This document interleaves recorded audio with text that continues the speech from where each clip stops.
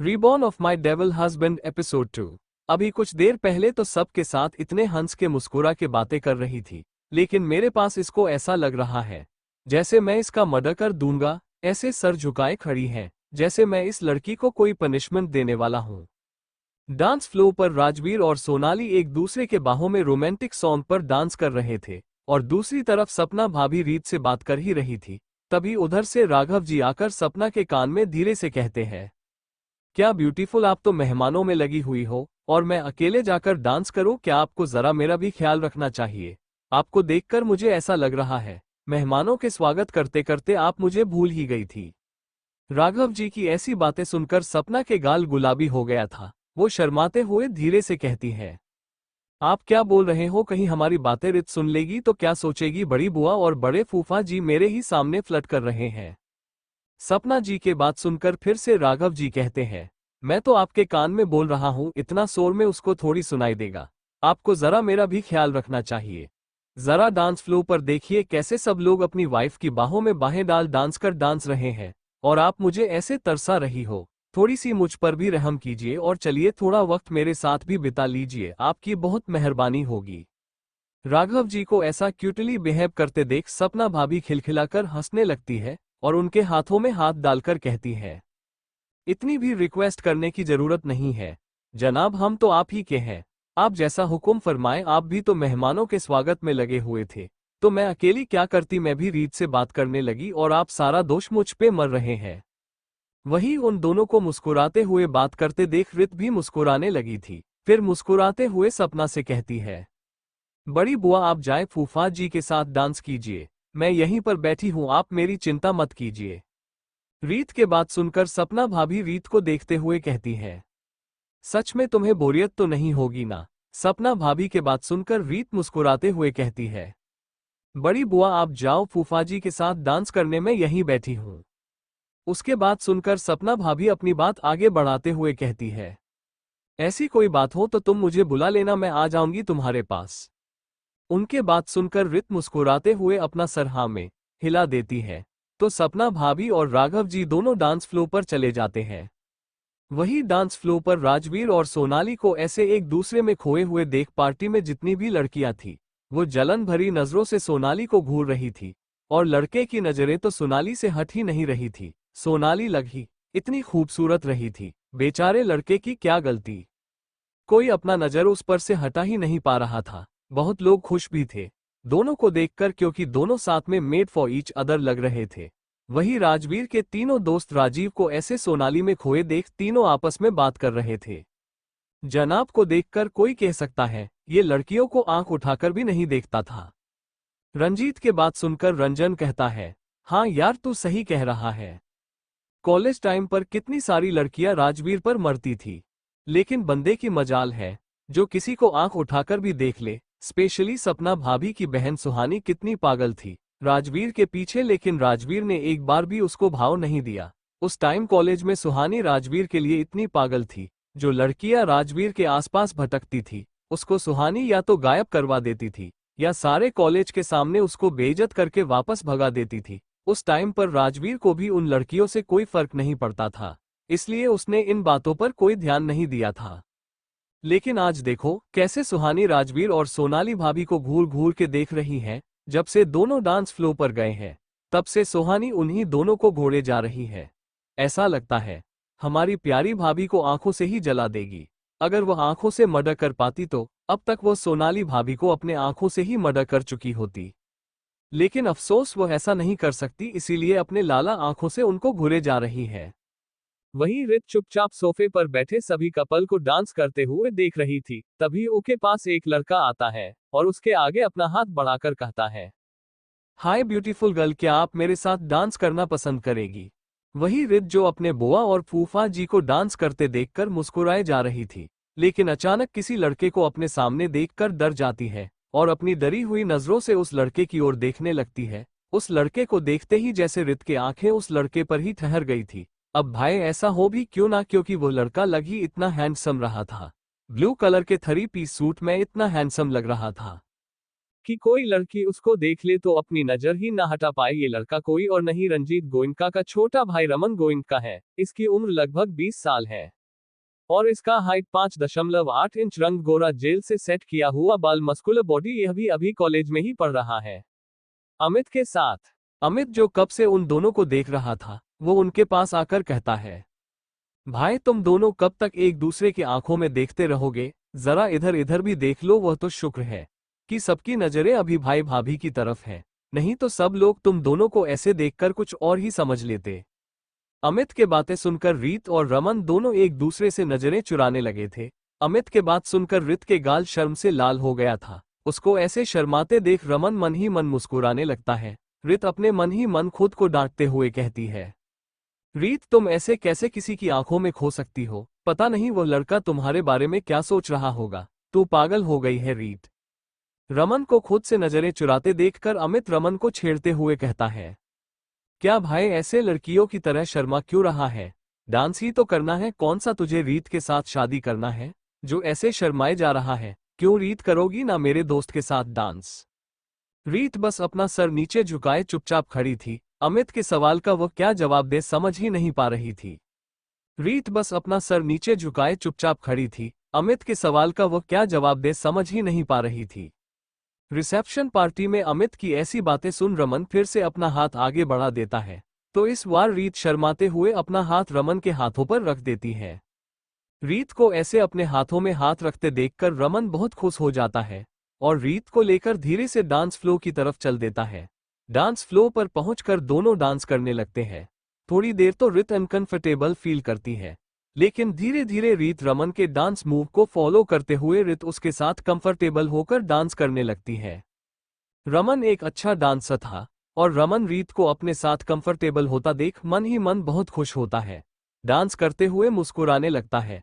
अमित की नज़र एक लड़की पर पड़ती है, तो अमित उस लड़की को इस पार्टी में देखकर बहुत खुश होता है और उसी के तरफ चला जाता है और उस लड़की के कान के पास जाकर धीरे से कहता है, हाय तुम मेरे साथ डांस करोगी? वो लड़की भी अमित को अपने पास देख मन ही मन मुस्कुराने लगती है, लेकिन चेहरे से दिखाती नहीं ताकि उसकी मुस्कुराहट अमित देख ना ले, और धीरे से अपना हाथ अमित के हाथ में रख देती है। उस लड़की के हाथ अपने हाथ में देख अमित बहुत खुश हो गया था और उसे डांस फ्लो की तरफ ले जाता है और दोनों साथ में डांस करने लगते हैं। ऐसे ही सभी जोड़ी को देख सारी लड़कियां बस आहें भर रही थी और डांस फ्लो पर शालिनी मनोज, राजवीर सोनाली, सपना राघव, रमन रीत, अमित और वो लड़की और बाकी के सारे कपल्स भी अपने में ही खोए हुए डांस किए जा रहे थे और वो लोग साथ में इतने अच्छे लग रहे थे कि पार्टी में आए हुए लड़कियां और लड़के जल भूनकर राख हुए जा रहे थे। और होते भी क्यों नहीं यार, इतने हैंडसम लड़के और इतनी ब्यूटीफुल लड़कियों को देखकर कोई भी जलेगा। वो लोग अपने में ही खोए हुए डांस किए जा रहे थे। राजवीर के तीनों सिंगल दोस्त बार काउंटर पर बैठकर अपना वाइन एंजॉय कर रहे थे। सभी कपल्स को वहीं से बैठे हुए देखकर आपस में बातें कर रहे थे।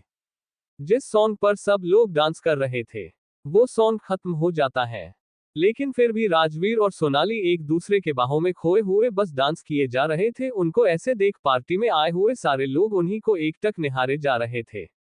जब उन दोनों के कानों में तालियों गड़गड़ाहट पड़ी तो दोनों हड़बड़ा कर अपने पार्टनर से अलग होकर खड़े हो जाते हैं। सोनाली तो शर्म से अपनी नजरें चुराने लगती है। राजवीर और सोनाली को इस कदर एक दूसरे में खोए हुए देख सारे कपल्स कब का डांस फ्लो से नीचे चले गए थे। इस पार्टी में गिने चुने लोग ही आए थे, जो विक्रम जी के सबसे खास लोग और बिजनेस पार्टनर थे वही लोग आए हुए थे। और राजवीर के दोस्त, इस पार्टी में मीडिया वालों का आना अलाव नहीं था। ऐसे ही मस्ती मजाक करते हुए पार्टी खत्म हो गई, लेकिन सोनाली तो अभी भी शर्म से पानी पनी हुए जा रही थी क्योंकि सभी लोगों की नज़र उसी पर टिकी हुई थी। डांस खत्म होने के बाद सभी लोग मिलकर डिनर करते हैं और सारे मेहमान और बिजनेस पार्टनर जितने भी लोग आए हुए थे सब धीरे धीरे करके अपने घर चले जाते हैं। वहीं राजवीर के दोस्त और सोनाली के पापा, भाई और रीत सब आज यही रुकने वाले थे क्योंकि सोनाली को साथ में लेकर कल ये लोग गांव जाने वाले थे और सब डिनर करने के बाद अपने अपने कमरे में आराम करने चले गए थे। राजवीर को गलतफहमी हो गई थी क्योंकि डाइनिंग टेबल पर सोनाली अपने मायके वालों के साथ बैठ गई थी। रीत और सोनाली, उसके जीजा, भाई, पापा सब बैठे थे और सोनाली मुस्कुराते हुए सबसे बात करते हुए खा रही थी। लेकिन राजवीर को लगा कि सोनाली अपने जीजा के साथ बातें करके हंस रही थी। राजवीर कुछ और ही मतलब निकालकर गुस्से में बुखलाया हुआ था। जैसे ही सोनाली बेडरूम में आए, राजवीर अचानक उसके कलाई पकड़ के गुस्से में खींचते हुए कहता है, तुम्हारी हिम्मत कैसे हुई किसी गैर मर्द से हंसकर बातें करने की। सोनाली कुछ समझ पाती उससे पहले ही राजवीर उसे बेड पर जाकर पटक देता है और उसके ऊपर आकर सोनाली को फोर्सफुली किस करने लगता है। सोनाली राजवीर से छूटने के लिए बस कसमसे जा रही थी, लेकिन राजवीर को इससे कोई फर्क नहीं पड़ रहा था। राजवीर तो अपने ही गुस्से में पता नहीं क्या क्या सोचकर बैठा हुआ था, लेकिन जैसा राजवीर सोच रहा था ऐसा कुछ भी नहीं था। सोनाली तो बस अपने मायके वालों को देखकर बहुत खुश थी, इसलिए हंसी मजाक करते हुए सबके साथ खाना खा रहे थी। राजवीर अपने ही गुस्से में सोनाली को हॉट किए जा रहा था, लेकिन सोनाली बेबसी में अपने आंखों से आंसू बहाए जा रही थी। सोनाली कुछ नहीं कर पा रही थी, क्योंकि उसके कोमल हाथों से राजवीर को क्या फर्क पड़ने वाला था। सोनाली की उम्र में ही कितना फर्क था। कहाँ राजवीर 28-29 साल का मस्कुलर मैन और कहाँ 18-19 साल की सोनाली। उसके धक्का देने से क्या ही फर्क पड़ने वाला था। सोनाली रोते हुए मन ही मन कहती है, डेविल हमेशा हमारे साथ ऐसा ही करते हैं, बिना कुछ जाने समझे बस अपना गुस्सा उतारने हमारे पास आ जाते। एक बार पूछ तो लेते हैं हमने ऐसा किया क्या जिसका गुस्सा ये बेवजह हम पर उतार रहे हैं। राजवीर गुस्से में सोनाली के होठों को वाइट किए जा रहा था। जब राजवीर को महसूस हुआ कि सोनाली सांस नहीं ले पा रही है, तो उसके होठों से हटते हुए उसके कॉलर बोन और उसके क्लेवेज पर हर जगह बाइट किए जा रहा था। सोनाली कुछ नहीं कर पा रही थी, क्योंकि राजवीर उसके दोनों हाथ को अपने हाथों में लेकर बेड पर दशा दिया था और सोनाली को फोर्सफुली हर जगह फाइट किए जा रहा था, किस किए जा रहा था। जब ऐसे ही थोड़ी देर वाइट करते करते राजवीर को एहसास हुआ कि सोनाली हिलना डोलना बंद कर चुकी है। यह एहसास होते ही राजवीर हैरान रह गया और गौर से सोनाली को देखते हुए कहता है, क्या लड़की सच में इतनी नाजुक है कि जरा सा दर्द बर्दाश्त नहीं कर सकती। अगर ये इतना ही नाजुक है तो इसे क्या जरूरत थी मुझसे शादी करने की, रहती उन्हीं के पास जिसके पास जाकर इसे खुशी मिलती है। खुद से इतना कहकर राजवीर एक नजर सुनाने को देखता है, जो राजवीर का दिया हुआ दर्द बर्दाश्त नहीं कर पाई थी और शायद इसी वजह से बेहोश हो चुकी थी। सोनाली को ऐसे बेहोश देख राजवीर को भी अपने दिल में दर्द हो रहा था। अब राजवीर अपने आप पर गुस्सा करते हुए खुद से कहता है, राजवीर इस बेवकूफ लड़की के साथ इतना वाइल्ड होने की तुम्हें क्या जरूरत थी। क्यों मुझे इस धोखेबाज लड़की का दर्द बर्दाश्त नहीं हो रहा है। आखिर क्यों मैं इस लड़की को किसी और के साथ देखकर इतना गुस्सा हो जाता हूँ। आखिर ऐसा क्या है इस लड़की में जो मैं अपना आपा खो देता हूँ। आखिर क्यों। खुद से इतना कहते ही राजवीर अपने हाथों की मुट्ठी कसकर बांध लेता है और सामने वाली बॉल पर एक पंच करता है। ऐसा करते ही राजवीर के हाथों से खून निकलने लगता है और गुस्से से उठकर वॉशरूम की तरफ चला जाता है। राजवीर वॉशरूम में जाते ही शावर ऑन करता है और उसके नीचे खड़ा हो जाता और अपनी आंखें कसके बंद कर लेता है। आंख बंद करते ही फिर से राजवीर को वही सब अपने आंखों के सामने फिल्म की तरह चलने लगा। उस सीन को याद करके राजवीर मन ही मन कहता है, ये लड़की सबके साथ हंस हंस के बातें करती है, लेकिन मेरे आसपास आते ही ऐसे कांपने लगती है और डरने लगती है, जैसे मैं कोई वैम्पायर हूं जो उसको कच्चा ही चबा जाऊंगा। लगभग 1 घंटा शावर के नीचे भीगने के बाद राजवीर बाथरोब पहन के तौलिए से अपना बाल सुखाते हुए बाहर आया और एक नज़र सोनाली को देखता है।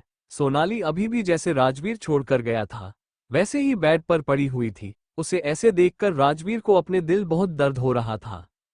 सोनाली अभी भी जैसे राजवीर छोड़कर गया था वैसे ही बेड पर पड़ी हुई थी। उसे ऐसे देखकर राजवीर को अपने दिल में बहुत दर्द हो रहा था। फिर कुछ सोचकर राजवीर कपड़े चेंज करने क्लोजेट रूम में चला गया था। कुछ देर बाद राजवीर क्लोजेट रूम से बाहर आ गया था। इस वक्त वो एक लूज टी शर्ट और लोबर पहन रखा था। फिर वो बहुत हैंडसम लग रहा था। वो सोनाली को निहारते हुए उसके बगल में जाकर बैठ गया। अभी भी उसके दांतों के निशान क्लियर सोनाली के पूरे बॉडी पर दिख रहा था। अब घिरे घिरे सारे निशान नीले पड़ चुके थे। उसको ऐसे देख कहीं ना कहीं राजवीर को अपने दिल में बहुत दर्द हो रहा था, लेकिन राजवीर अपने आदत से मजबूर था। अपने फीलिंग को अपने तक ही रखना राजवीर की आदत बन चुकी थी। जब से उसकी मां के एक्सीडेंट हुआ था तब से राजवीर ऐसे ही सबसे अलग रहने लगा था। हमेशा दुनिया वालों के सामने हार्टलेस ही बनकर रहता था।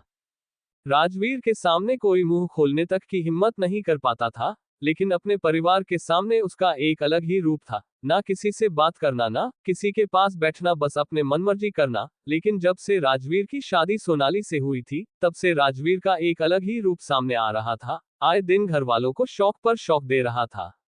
राजवीर सोनाली को निहारते हुए कहता है, बेवकूफ लड़की, तुम्हें क्या जरूरत थी किसी और के साथ हंस हंस कर बातें करने की? पता नहीं तुम्हें किसी और के साथ हंसते मुस्कुराते बात करते देखकर मुझे क्या हो जाता है।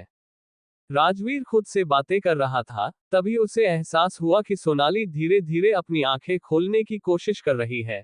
आंखें खोलते ही अपने सामने राजवीर को देखकर सोनाली डर से थर थर कांपने लगती है। वो अपनी भरे हुए गले से कहती है, प्लीज हमारे साथ फिर से जबरदस्ती के करने की कोशिश मत करना, हमें बहुत डर लग रहा है, प्लीज हमसे दूर रहो।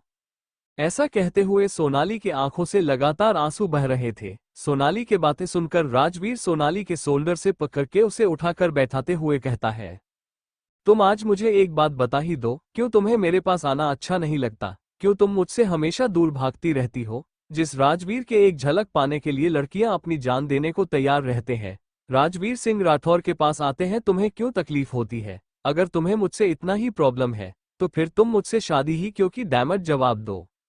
राजवीर को इतने गुस्से में देखकर सोनाली कुछ नहीं समझ पा रही थी। वो राजवीर के ऐसे चिल्लाने पर डर से थर-थर कांप रही थी। उसे ऐसे देखकर राजवीर अपनी बात आगे बढ़ाते हुए कहता है, तुम्हें मेरे पास आने से तकलीफ होती है ना, तो आज ये राजवीर सिंह राठौर तुमसे वादा करता है, जब तक तुम खुद अपनी मर्जी से राजवीर सिंह राठौर के पास नहीं आओगी, तब तक ये राजवीर सिंह राठौर तुम्हें टच तक नहीं करेगा। सोनाली से इतना कहकर राजवीर बेड से एक कुशन उठाता है और सोफे पर जाकर लेट गया। सोनाली राजवीर को ऐसे अपने ऊपर चिल्लाता देख डर के मारे सिकुड़कर बेड पर ब्लैंकेट के नीचे दुपक कर सिसक सिसक कर रो रही थी। वो अपने छोटे छोटे हाथों को अपने मुंह पर रखे तो रही थी, ताकि उसकी सिसकियां राजवीर को सुनाई ना दे, नहीं तो क्या पता फिर से राजवीर आकर गुस्सा करने लगे। ऐसे ही पता नहीं कब तक सोनाली रोती रही, फिर वह नींद के आगोश में चली गई थी। सोनाली के सिसकियां सुनकर राजवीर को अपने आप पर बहुत गुस्सा आ रहा था। सोनाली को ऐसे रोते देखकर उसे नींद भी नहीं आ रही थी। जब उसे महसूस हुआ कि सोनाली की सिसकियां बंद हो गई, तो राजवीर गुस्से में वो सब बोल गया था, और अब सोनाली के करीब रहना उसकी आदत बन चुकी थी। सुनामी से दूर होकर उसे अपने दिल में अजीब सी बेचैनी हो रही थी। कुछ राजवीर अपना गुस्सा कंट्रोल करने की कोशिश करता है, लेकिन जब उसे नींद नहीं आती है तो वो गुस्से में सोफा से उठकर अपने स्टडी रूम में चला जाता है। स्टडी रूम में जाते ही राजवीर टेबल पर पड़ा अपना लैपटॉप खोलता है और अपना काम करने लगता है। काम करते करते लगभग सुबह के 3 बजे बज चुके थे, तब जाकर उसका गुस्सा कुछ शांत हुआ था। राजवीर लैपटॉप बंद करके अपने स्टडी रूम से बाहर आ जाता है। अनजाने में ही उसके कदम सोनाली की ओर बढ़ने लगता है। जब राजवीर बेड पर बैठने ही वाला था, तो राजवीर को सोनाली को अपना दिया हुआ वादा याद आ गया था। अपना वादा याद आते ही राजवीर अपना कदम पीछे कर लेता है और मुड़ के सोफे पर जाकर लेट गया। वहां से सोनाली को देखते हुए कहता है, मुझे नहीं पता कि मुझे क्या हुआ है, लेकिन तुम सिर्फ राजवीर की हो। चाहे तुम लालची हो, मक्कार हो, जो भी हो, अब सिर्फ मेरी हो। तुम्हें जितना पैसा चाहिए उतना ले लेना, लेकिन तुम्हें अब हर हाल में मेरे पास ही रहना होगा। खुद से बात करते हुए राजवीर भी थकावट के कारण नींद की आगोश में चला गया था। अगली सुबह 6 बजे खिड़कियों से आती हुई धूप सीधा राजवीर के ऊपर पड़ता है। राजवीर अपनी आंखें मसलते हुए धीरे से अपनी आंखें खोलता है। आंखें खोलते ही उसकी नजर सीधा बेड पर सोई हुई सोनाली पर जाकर ठहर गया था। राजवीर एकटक सोनाली के चेहरों को ही घूरे जा रहा था, क्योंकि रात में रोने की वजह से सोनाली के गालों पर उसके आंसुओं के निशान अभी भी बरकरार थे। और सोते हुए सोनाली किसी मासूम बच्चे की तरह लग रही थी, जो अपने आप को गले लगाकर सो रही थी। उसे ऐसे ही थोड़ी देर निहारने के बाद राजवीर उठकर वॉशरूम चला गया था। कुछ देर बाद राजवीर फ्रेश होकर जिम के लिए निकल गया था। राजवीर के जाने के कुछ देर बाद ही सोनाली अपनी आंखें मसलते हुए बेड पर उठकर बैठ गई थी। उठते ही सोनाली चारों ओर किसी को ढूंढने की कोशिश कर रही थी, जब उसे एहसास हुआ कि बेडरूम में उसके अलावा कोई नहीं है। ये देखकर सोनाली एक चैन की सांस लेती है। अचानक उसकी नजर खरीद पर गई, जहां घड़ी की सुई सुबह के 6:30 बजने का इशारा कर रही थी। टाइम देखकर सोनाली हड़बड़ा कर बेड से नीचे उतरते हुए कहती है, सोनाली, तू हर बार कैसे इतना लेट हो सकती है? आज तो पापा और भाई भी यही है, पता नहीं सब तेरे बारे में क्या सोचेंगे। खुद से इतना कहकर सोनाली साइड में पड़ा टॉवल लेकर वॉशरूम की तरफ भागती है। और जब सोनाली वॉशरूम में अपने आप को देखती है, तो हर जगह राजवीर के दांतों के निशान अब गहरा नीला हो गया था। उस निशानों को देखकर सोनाली को फिर से कल रात के राजवीर का बिहेवियर याद आने लगता है, जिससे याद कर फिर से सोनाली की आंखें नम हो गई थी। सोनाली यही सब सोचते हुए फटाफट फ्रेश होकर वॉशरूम से बाहर आती है और फिर से उन निशानों को छुपाने के लिए एक हाई नेक ब्लाउज ढूंढती है और एक येलो कलर की सिल्क की साड़ी पहनती है। सोनाली को बचपन से ही साड़ियां पहनना बहुत पसंद था, इसीलिए सोनाली को साड़ी पहनना बहुत अच्छे से आता था। सोनाली फटाफट तैयार होकर पूजा के लिए नीचे की ओर भागती है, क्योंकि आज फिर से सोनाली लेट हो गई थी। सोनाली भागते हुए आए और मंदिर की सफाई की और फिर आरती शुरू करती है। उसके आरती के मधुर धुन सुन के सभी लोग फ्रेश होकर धीरे धीरे मंदिर में आ गए थे, लेकिन आज राजवीर सोनाली के गाना सुनकर भी अनसुना कर दिया था और अपने कमरे में ही बैठा हुआ था। जब उसको लगा कि अब आरती खत्म हो गया है और सब लोग डाइनिंग टेबल पर गए होंगे ब्रेकफास्ट करने, तब राजवीर नीचे आया और सीधा डाइनिंग टेबल पर जाकर अपना चेयर निकालकर बैठ गया और अपना नाश्ता करने लगा। सोनाली पूजा करने के बाद सबका पैर छूती है और सबका आशीर्वाद लेकर सोनाली भी डाइनिंग टेबल के पास अपने चेयर खींचकर उस पर बैठ जाती है। आज सोनाली बहुत खुश थी क्योंकि उसके पापा सोनाली को खुश देख बहुत खुश थे। थोड़ी देर बाद सब लोग नाश्ता करके लिविंग रूम में आकर बैठ गए थे। सबको एक साथ देखकर समर जी अपना गला साफ करते हुए विक्रम जी से कहते हैं, अब हमें चलना चाहिए, नहीं तो लेट हो जाएगा। पटना से दरभंगा जाने में लगभग 5 या 6 घंटा लग जाएगा, हमें जल्दी निकलना चाहिए, कल से सोनाली का पेपर है। तो मैं सोच रहा हूं कि आप लोग मेरे साथ सोनाली को भी यहां से ले जाने की अनुमति दें, अगर आप लोगों को ठीक लगे तो। सोनाली के पापा के बात सुनकर राजवीर की आंखों में मानो खून उतर आया था, लेकिन फिर भी उसने कुछ नहीं कहा और डाइनिंग टेबल से उठकर चुपचाप राठौर मैंशन से बाहर निकल गया। सोनाली के पापा के बात सुनकर राजवीर की आंखों में मानो खून उतर आया था, लेकिन फिर भी उसने कुछ नहीं कहा और डाइनिंग टेबल से उठकर चुपचाप राठौर मैंशन से बाहर निकल गया। राठौर मैंशन लिविंग रूम में जैसे ही राजवीर ने सुना कि समर जी सोनाली को वापस अपने घर ले जाने की बात कर रहे हैं, तो ना जाने क्यों राजवीर का खून खोल गया था और राजवीर गुस्से में राठौर मैंशन से बाहर निकल गया। इधर लिविंग रूम में समर जी के बात सुनकर विक्रम जी मुस्कुराते हुए कहते हैं, क्यों नहीं भाई, अब सोनाली बेटा के पेपर है तो सोनाली जरूर जाएगी और सोनाली बेटा आप अपना पेपर अच्छे से लिखिएगा ताकि आप हमेशा की तरह इस बार भी टॉप करें। विक्रम जी के बात सुन सोनाली मुस्कुरा देती है। राजवीर को बाहर जाता देख राजवीर के तीनों दोस्त भी उसके पीछे निकल गया था, क्योंकि राजवीर इस वक्त बहुत गुस्से में था और उसके दोस्तों को पता था कि राजवीर गुस्से में अपने फॉर्म हाउस ही जाएगा। इसीलिए अमरजीत रंजीत तीनों उसके गाड़ी का पीछा करने लगे, पर रमन वहीं पर रुक गया था क्योंकि रमन को रीत से कुछ बात करना था। विक्रम जी और समर जी आपस में बात कर ही रहे थे कि तभी रीत की नजर रमन पर पड़ी, जो वहीं सोफे पर बैठा हुआ था और बिना अपनी पलकें झपकाए रीत को अपलक निहारे जा रहा था। तभी रीत की नजर रमन की नजरों से जा मिलती है, जो कब से उसे निहारे जा रहा था।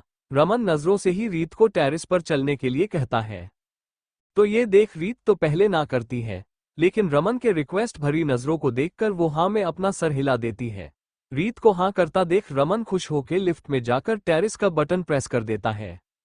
वहीं रीत भी सबको बातों में लगा देख दबे पांव लिफ्ट की ओर चल गई थी। तब तक रमन ऊपर टेरेस पर जा चुका था और लिफ्ट वापस नीचे आ चुकी थी। लिफ्ट नीचे आते हैं रीत जल्दी से लिफ्ट में चली जाती है और टेरेस का बटन प्रेस कर देती है। रीत जैसी ही लिफ्ट से बाहर पैर रखती है, वैसे ही कोई आकर उसको पीछे से अपनी बाहों में भर लेता है। ऐसा होते ही रीत चौंक जाती है, लेकिन जैसे उसे एक जानी पहचानी खुशबू आती है तो वो रिलैक्स हो जाती है, क्योंकि कल पार्टी में रीत रमन के बाहों में डांस कर रही थी, जिससे रीत को पता चल गया कि ये खुशबू किसी और का नहीं बल्कि रमन का है। और रीत मन ही मन मुस्कुरा देती। वही रमन रीत को ब्लश करता देख मन ही मन बहुत खुश हो जाता है, क्योंकि उसको लग रहा था कि जो रमन करने जा रहा है उससे रीत कहीं नाराज ना हो जाए। यही सब सोच सोचकर रमन पूरी रात सो नहीं पाया था। लेकिन जैसे ही उसे महसूस हुआ कि रीत उसके बाहों में भरने से नाराज नहीं हुई, तो उसका मन तो खुशी के मारे यहीं पर उछलने को कह रहा था। लेकिन अपने आप को कंट्रोल करते हुए रमन मन ही मन कहता है, कंट्रोल रमन कंट्रोल, कहीं मुझे ऐसे उछलते देख रीत डर ना जाए और ऐसा ना समझ ले कि रमन कहीं पागल वागल तो नहीं हो गया है। इतना सोचते ही रमन अपने सर को जोर से झटकता है और रीत के कान के पास जाकर धीरे से कहता है, आपको बिना पूछे मैंने अपने बाहों में भर लिया, आपको बुरा तो नहीं लगा?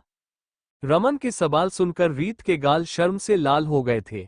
रीत के लाल पर चुके चेहरे को देखकर रमन धीरे से उसके गालों पर किस कर लिया ऐसा होते ही तो मानो रीत शर्म से पानी पानी हो गई थी।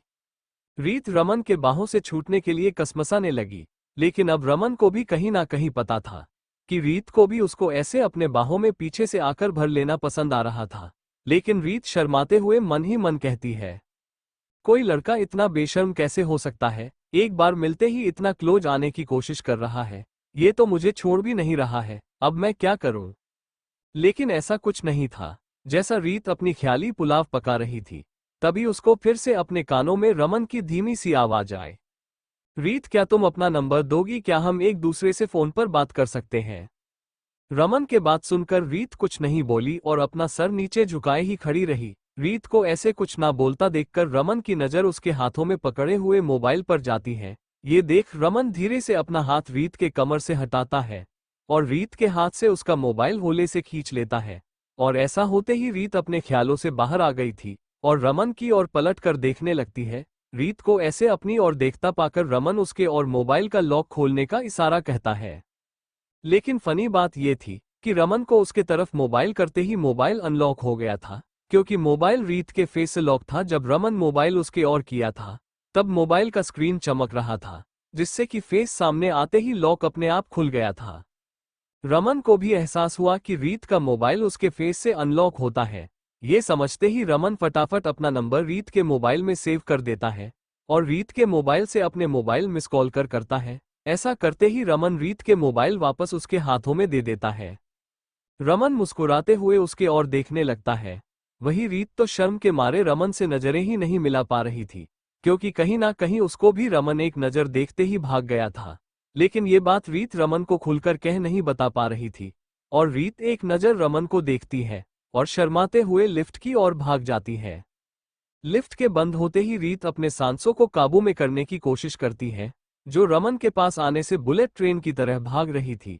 और वही रमन बेचारा रीत को ऐसे भागता देख मुस्कुराने लगता है। नीचे सोनाली कब से अपनी पैकिंग करके रीत को ढूंढ रही थी, लेकिन उसको रीत कहीं नहीं मिल रही थी। तभी सोनाली की नजर लिफ्ट से बाहर आते हुए रीत पर चली गई। सोनाली रीत के पास पहुंचकर उसको डांटते हुए कहती है, तू कहाँ चली गई थी, हम तुम्हें कब से ढूंढ रहे हैं और तेरा कुछ पता ही नहीं है। और उधर पापा भाई जीजा जी कब से बोल रहे हैं कि हमें निकलना है, लेकिन तेरा तो कुछ पता ही नहीं चल रहा था, तू कहाँ गायब हो गई थी। रीत बेचारी एक साथ इतने सारे सवाल सुनकर सोच में पड़ गई कि किस सवाल का पहले जवाब दे। रीत अपना जवाब ढूंढ रही थी, तभी उधर से सपना भाभी आते हुए कहती है, तुम दोनों यहाँ क्या कर रही हो, जल्दी जाकर तैयार हो जाओ। फिर सोनाली को रोकते हुए कहती है, सोनाली डैड तुम्हें अपने कमरे में बुला रहे हैं, तुम दोनों यहाँ क्या कर रही हो, जल्दी जाकर तैयार हो जाओ।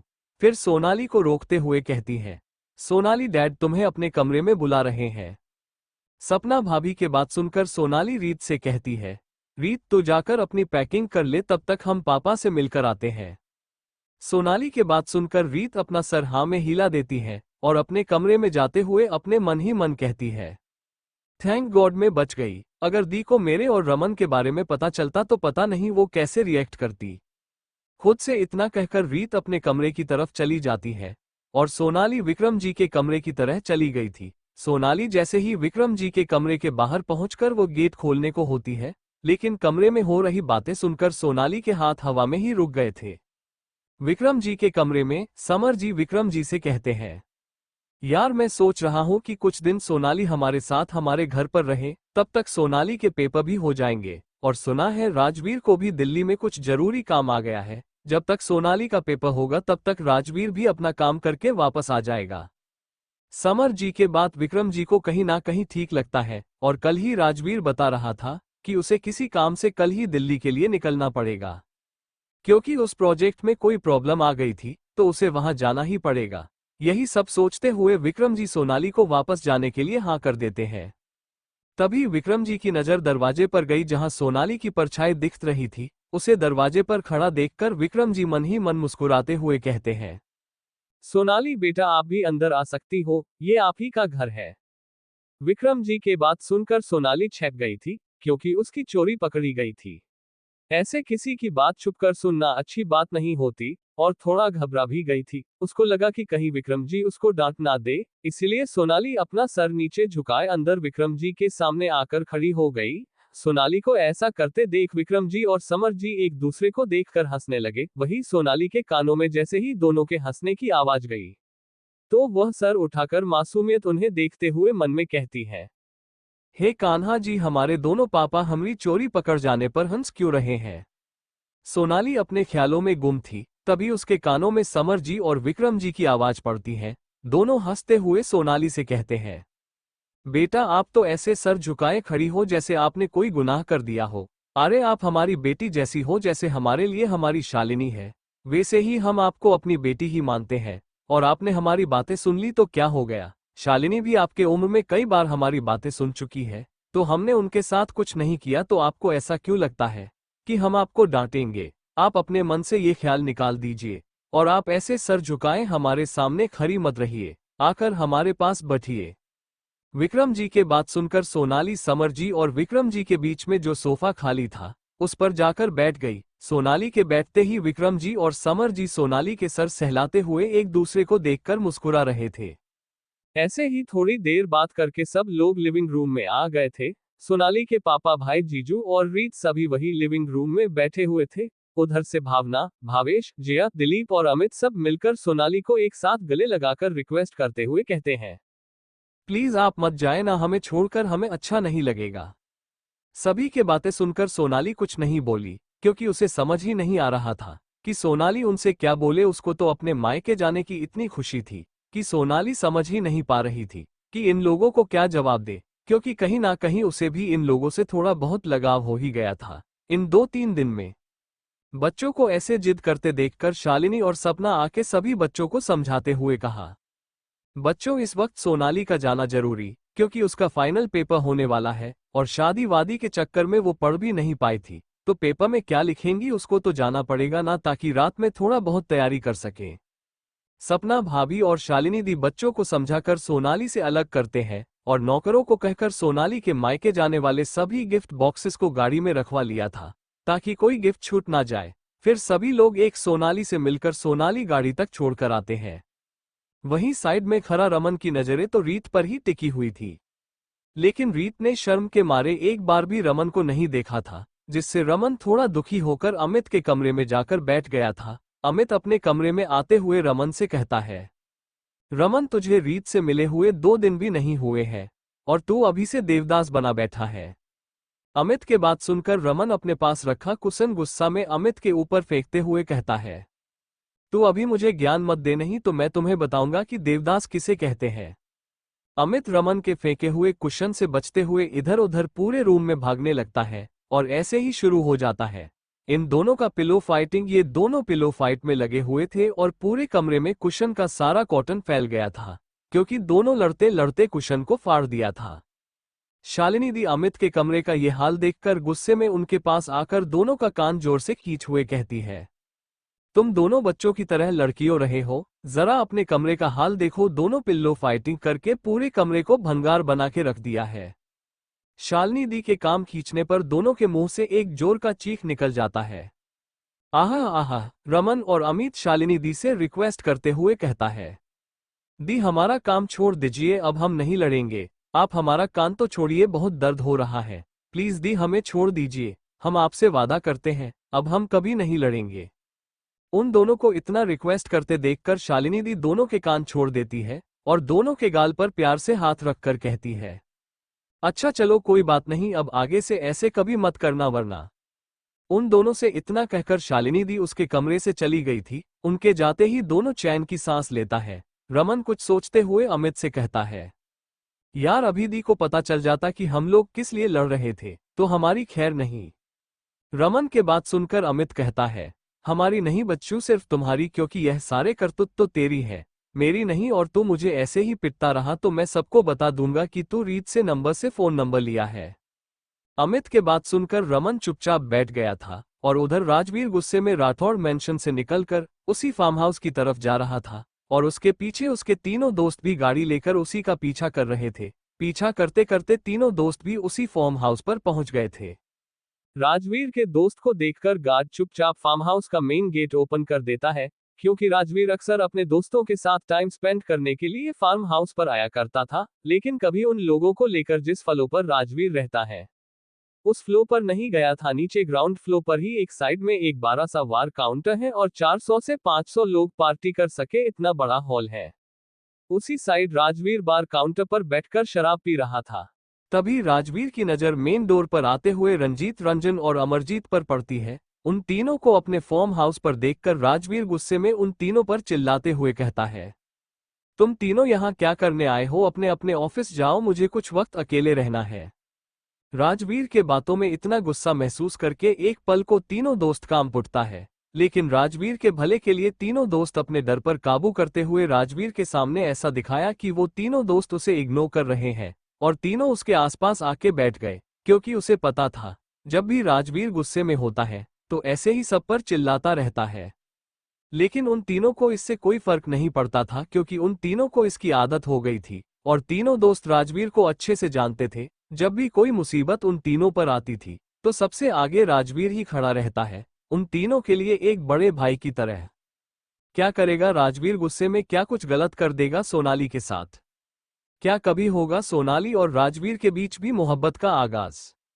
लेकिन उन तीनों को इससे कोई फर्क नहीं पड़ता था, क्योंकि उन तीनों को इसकी आदत हो गई थी और तीनों दोस्त राजवीर को अच्छे से जानते थे। जब भी कोई मुसीबत उन तीनों पर आती थी तो सबसे आगे राजवीर ही खड़ा रहता है, उन तीनों के लिए एक बड़े भाई की तरह। सोनाली अपने घर जा रही थी, तभी उससे राजवीर की कही हुई बातें उसके कान में गूंजने लगती है।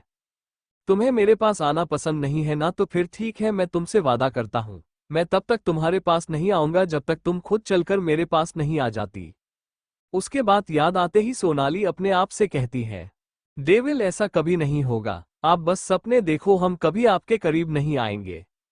इतना कहते ही सोनाली को कुछ याद आता है, जिसे याद कर उसके चेहरे पर एक व्यंग भरी मुस्कान आ गई थी।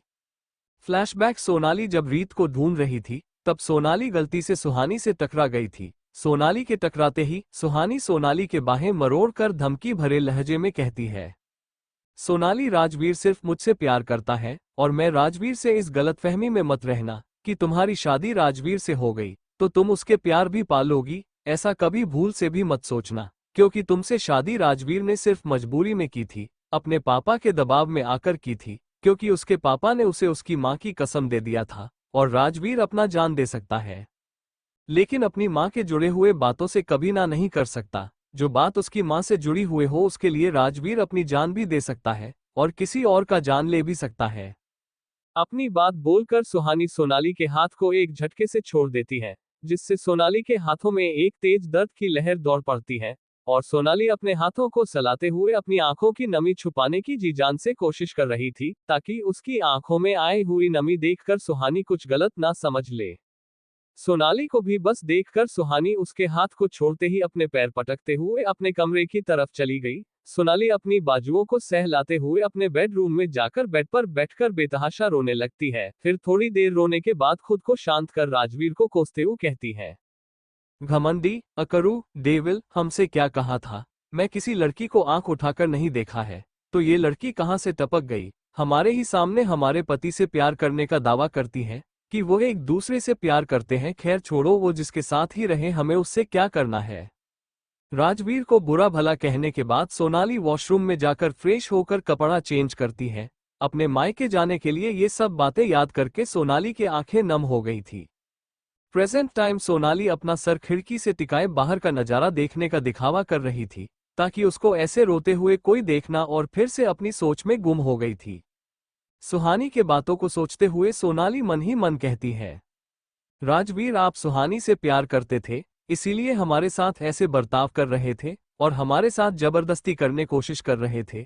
अगर आप सुहानी से को इतना ही प्यार थे तो फिर आप अपने पापा से बात क्यों नहीं किया? क्यों आप हमसे शादी करने के लिए तैयार हो गए थे? क्यों आप हमारी जिंदगी बर्बाद करने चले आए? हमारी जिंदगी में क्यों कान्हा जी? आखिर क्यों हमारे साथ ही ऐसा क्यों होता है? हम जब भी अपने खुशी के लिए कुछ करना चाहते हैं तो कुछ ना कुछ ऐसा हो जाता है, हमारे साथ ऐसा हो जाता है जिसके आगे हम कुछ सोच ही नहीं पाते हैं। कान्हा जी, आप तो हमारे बारे में सब जानते हो, हम कभी अपने मम्मी पापा को किसी भी बात के लिए मना नहीं कर पाते हैं, फिर भी आप हमारे साथ ही ऐसा क्यों करते हो? लोग कहते हैं कि अगर आपके मन का हो तो अच्छा होता है, लेकिन अगर आपके मन का ना हो तो वो और भी अच्छा होता है, क्योंकि ये सब आपकी मर्जी से होता है। फिर हमरे हिस्से में इतनी तकलीफ क्यों कान्हा जी? अगर ये सब आप ही ने हमारे तकदीर में लिखा है, तो फिर उन्होंने ने हमारे साथ ऐसा क्यों किया? आखिर क्यों? वो डेविल, खरूस, अकरू, वैम्पायर ऐसे जानवरों की तरह हमारे साथ बर्ताव क्यों किया? आखिर क्यों कान्हा जी, क्यों किया उन्होंने हमारे साथ ऐसा बर्ताव क्यों किया? कान्हा जी क्यों? इतने दिनों से जो भी गुस्सा सोनाली के मन के अंदर राजवीर के लिए, वो सब सोनाली चिल्ला चिल्ला कर सबको बताना चाहती थी, लेकिन उसके आवाज किसी को सुनाई नहीं दे रही थी। सब शांति से आपस में बातें कर रहे थे। तभी सोनाली को अपने कंधे पर किसी के हाथों का गर्माहट महसूस हुआ। सोनाली पीछे मुड़कर देखती है, तो वह कोई और नहीं बल्कि रीत थी, जो उसी को देख रही थी। पीछे मुड़कर देखने से पहले ही सोनाली ने अपने मन को शांत कर लिया था, और जितना हो सके उतना नॉर्मल दिखने की कोशिश की, ताकि रीत को पता ना चल सके कि वो क्या सोच रही थी। लेकिन रीत अच्छे से जानती थी कि सोनाली मन ही मन बहुत दुखी है। फिर चाहे सोनाली अपने मन की बातें कितना भी छुपाने की कोशिश करे, लेकिन रीत को थोड़ा बहुत आइडिया हो ही गया था कि कुछ तो बात है, जिसकी वजह से दी इतनी चुप चुप है। रीत अपनी बुआ को दी ही बुलाती है, क्योंकि उन दोनों की उम्र में ज्यादा फर्क नहीं है, मात्र 1 या 1.5 साल की छोटी बड़ी है। दोनों तो दोनों दोस्तों की तरह साथ में रहती है। सोनाली को चुप देखकर रीत कहती है, दी आप इतनी चुप चुप क्यों बैठी हो? कुछ हुआ है क्या दी, जिससे आप दुखी हो? तो आप मुझे बता सकती हो, मैं किसी से नहीं बताऊंगी।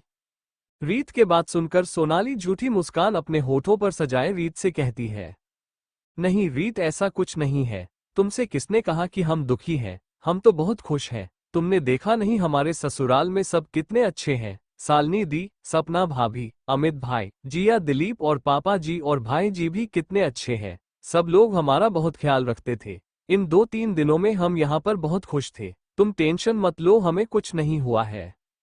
लेकिन रीत को कहीं ना कहीं सोनाली की आंखों में एक खालीपन दिख रहा था, और उसे ये भी अंदाजा हो गया था। रीत अपने आप से कहती है, मुझे पता है दी, आप जो भी मुझसे छुपा रही हो वो जरूर फूफा जी से रिलेटेड होगा, इसीलिए आप मुझे कुछ भी नहीं बता रही हो। अपनी बात सोचते हुए रीत चुप हो जाती है, क्योंकि रीत जानती थी जब उसकी दी कुछ ठान लेती है कि दी किसी को नहीं बताएगी तो किसी को भी नहीं बताएगी, और मन ही मन दुखी होती रहेगी, लेकिन किसी से एक शब्द नहीं कहेगी। रीत को खुद की वजह से उदास होते देखकर सोनाली रीत का मूड ठीक करने के लिए इधर उधर की बातें करना शुरू कर देती है। सोनाली को अपनी बातें घुमाते देख रीत उससे कहती है, दी कल से तो आपका बायोलॉजिकल का फाइनल पेपर है। आप तो पढ़ाई की नहीं हो, तो पेपर में क्या लिखने वाली हो? हाँ बोलो बोलो। या आप ये तो नहीं सोच रही हो कि आपको इंडिया के number 1 hot surgeon doctor R K. आकर पढ़ाए, जिसका आप पूरे दुनिया में नंबर 1 फैन होने का दावा करती रहती हो, जब देखो तब उसी का गुणगान करती रहती हो। आर.के. के बारे में इतनी सारी बातें सुनते ही सोनाली का मूड एकदम से अच्छा हो गया था। सोनाली मुस्कुराते हुए रीत से बातें करने लगती है। बात करते करते कब ये 4-5 घंटा बीत गया उन लोगों को पता ही नहीं चला, और फाइनली सोनाली अपने घर पहुंच गई। समर जी के घर के बाहर गाड़ी रुकते ही सभी लोग आंगन से भागते हुए दरवाजे पर आ गए, और सभी बच्चे खुशी से चिल्लाने लगे, दादी जी देखो, बुआ जी आ गई, बुआ जी आ गई। ऐसे ही सारे बच्चे खुशी से चिल्ला रहे थे, दादी जी देखो, बुआ जी आ गई, बुआ जी आ गई। ऐसे ही सारे बच्चे खुशी से चिल्ला रहे थे। दरभंगा जैसे ही सिंघानिया हाउस के बाहर गाड़ी आके रुकी तो आंगन से सबसे पहले बच्चे आए। उसके पीछे एक महिला जो कि 50-55 साल की लग रही थी, वो आई और आकर गाड़ी के पास खड़ी हो गई, जिसे देख गाड़ी में बैठी सोनाली झट से बाहर आई और उनसे गले मिलते हुए कहती है, मम्मी आप कैसी हो? आप ठीक तो हो ना? ये है सुनैना सिंघानिया। सोनाली बिल्कुल अपनी माँ पर गई है। कदकाठी नैन नक्श सब सोनाली को अपनी माँ से विरासत में मिला है।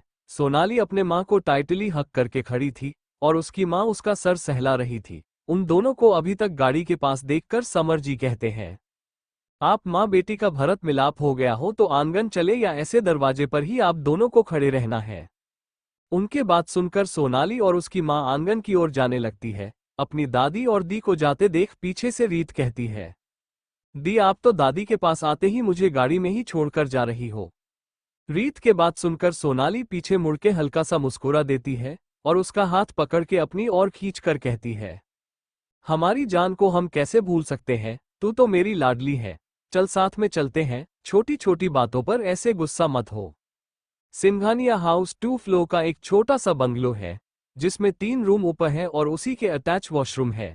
एक परिवार रह सके और उनको रहने के लिए सारी सुख सुविधा है। वैसे अमीरों की तरह लग्जरस नहीं है, फिर भी एक मिडिल क्लास फैमिली के हिसाब से ये सिंघानिया हाउस बहुत अच्छा है।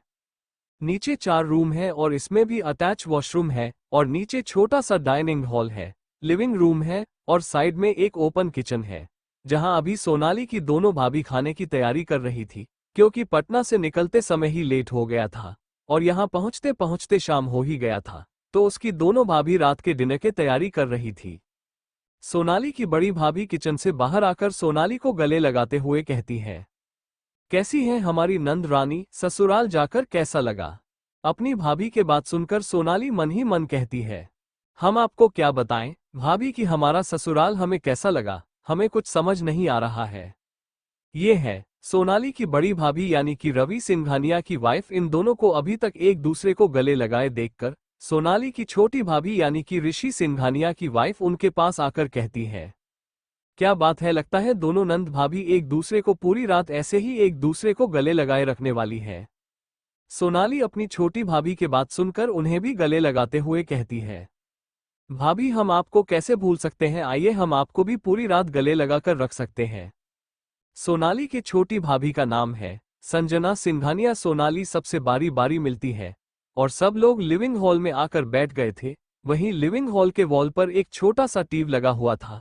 समर जी बैठ के न्यूज देख रहे थे। सोनाली और रीत अपने कमरे में चले गए थे, क्योंकि गाड़ी में बैठे बैठे कमर दुख गया था। सोनाली के जीजाजी और उसकी दी लिविंग हॉल में बैठे समर जी से आकर कहते हैं, पापा अब सोनाली भी आ गई हैं, तो अब हमें जाने दीजिए, घर से फोन आया था, कुछ जरूरी काम आ गया है तो हमें जाने देते तो अच्छा होता। दोनों का समस्या समझते हुए समर जी कहते हैं, ठीक है आप कल चले जाइएगा। समर जी के बात सुनकर सोनाली की दी और उसके जीजा जी दोनों अपने कमरे में चले गए थे। उधर रीत और सोनाली अपने अपने कमरे में आराम से सो रहे थे। इधर किचन में सुनैना जी अपनी बहू के साथ मिलकर खाना तैयार करवा रही थी।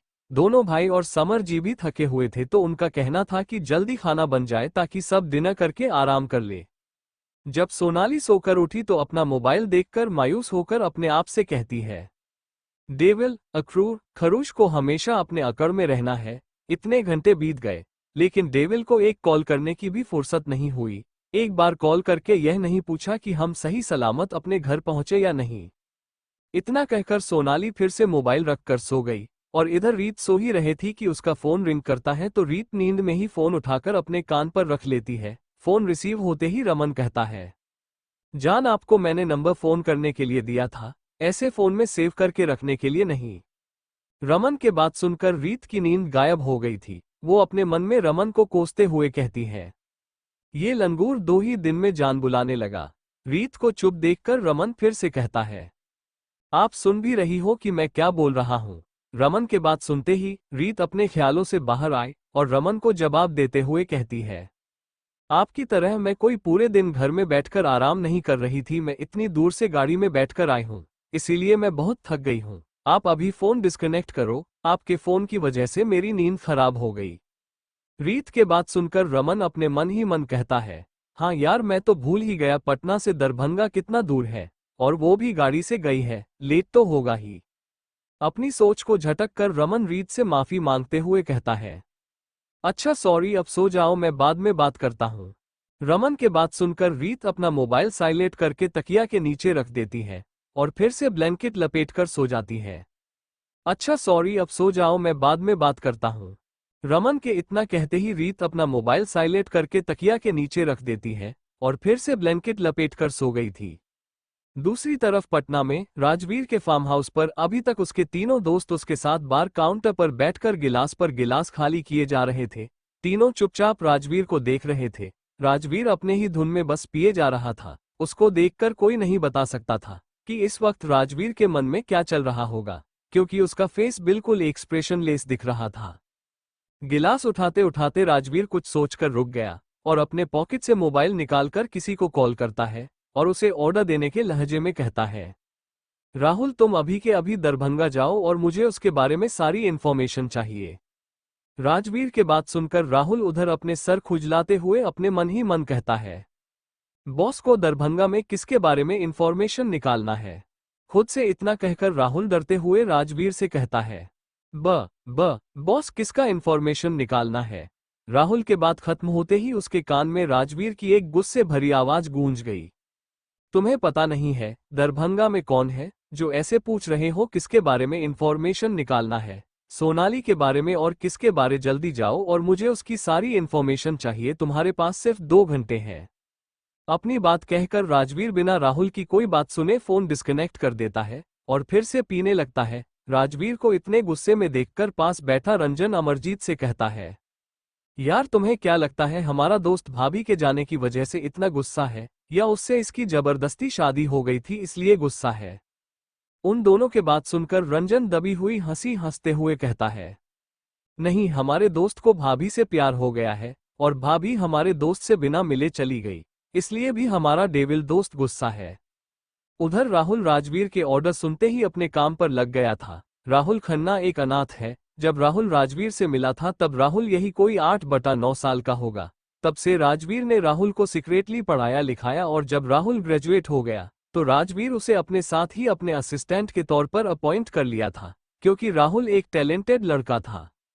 राहुल का अच्छा खासा बॉडी है, 6.1 इंच हाइट है, 6 पैक ऐप है, देखने में लंबा चौड़ा और हैंडसम है। कोई लड़की एक नजर देखे तो अपना दिल हार बैठे इस पर, लेकिन ये भी राजवीर के साथ रहकर उसी की तरह कोल्ड हार्टेड बन गया है, किसी भी लड़की की तरफ आंख उठाकर भी नहीं देखता है। राहुल बॉडीगार्ड की भी ट्रेनिंग ली है, क्योंकि राजवीर को अपने साथ बॉडीगार्ड रखना पसंद नहीं, इसलिए राहुल एक असिस्टेंट के साथ साथ उसका ड्राइवर बॉडीगार्ड सभी का काम वही देखता है और सीक्रेटली 10 से 15 बॉडीगार्ड को 24 घंटे राजवीर के पीछे छुपकर उसे फॉलो करने के लिए कहता है, ताकि राजवीर को पता ना चले। नहीं तो राहुल की खैर नहीं, लेकिन ये राहुल की गलतफहमी थी, क्योंकि राजवीर के पीछे कोई आए और उसको पता ना चले ऐसा कभी हो ही नहीं सकता। लेकिन राजवीर इस बात को नजरअंदाज कर रहा था, क्योंकि वह जानता था कि उसके अपने चाचा और चाचा के बेटों से खतरा है, इसीलिए राहुल उसको प्रोटेक्ट करने के लिए ऐसा करता है।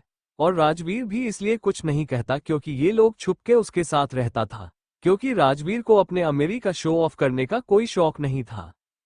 फार्म हाउस में राजवीर ने किसी नौकर या नौकरानी को नहीं रखा था, सिर्फ एक केयरटेकर था जो घर की और गार्डन की देखभाल करते थे, और केयरटेकर को रहने के लिए वही गार्डन एरिया में एक छोटा सा क्वार्टर बनवा दिया था। केयरटेकर उसी घर में रहता था और फार्म हाउस की देखभाल करता था। फार्म हाउस के चारों तरफ बॉडीगार्ड तैनात थे। राजवीर के तीनों दोस्त आपस में बात कर रहे थे।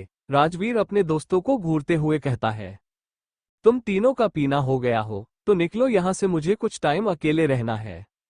राजवीर के गुस्से भरी आवाज सुनकर उन तीनों को पता चल गया था, राजवीर कुछ टाइम अकेले रहना चाहता है।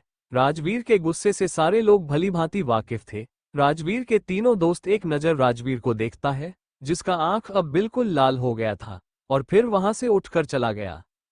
उन तीनों के गेट से बाहर निकलते ही राजवीर भी गुस्से में अपना ग्लास वहीं पर फेंकता है और अपने कमरे की ओर चला जाता है, जिस रूम में उसके मां की तस्वीर लगी हुई थी।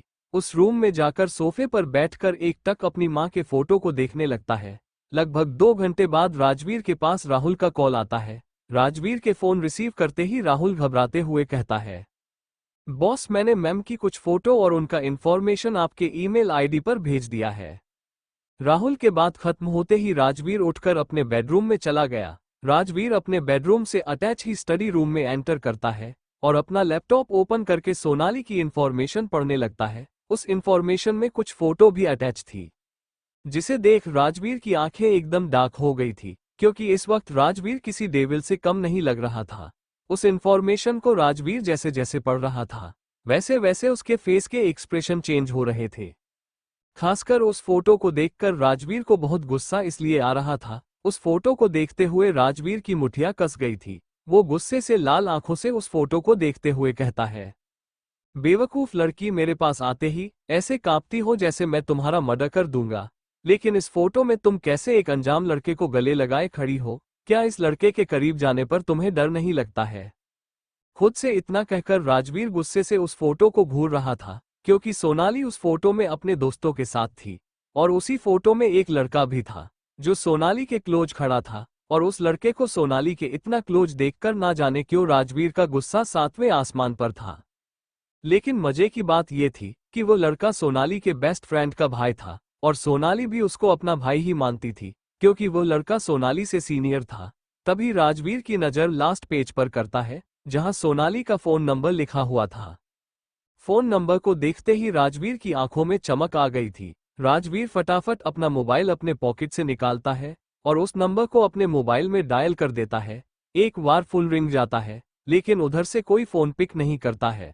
उधर से किसी को फोन रिसीव नहीं करते देखकर एक फिर राजवीर का गुस्सा 7वें आसमान पर पहुंच गया था। थोड़ी देर पहले सोनाली के फोन पर देखकर जो उसके आंखों में चमक थी, वो सोनाली के फोन ना उठाने से गुस्से में बदल चुकी थी। राजवीर अपने गुस्से को कंट्रोल करते हुए एक बार फिर से सोनाली का नंबर डायल कर देता है। इस बार 2 ही रिंग के बाद उधर से फोन उठा लिया गया था। फोन उठाते ही उधर से एक गुस्से भरी आवाज राजवीर के कान में गूंज उठी। सोनाली अपना फोन कान पर लगाए गुस्से में कहती है, क्या आपको किसी ने सिखाया नहीं कि कोई फोन नहीं उठा रहा है तो वो कहीं बिजी होगा? आपके वजह से हमारा नींद खराब हो गया, हम कितने आराम से सो रहे थे।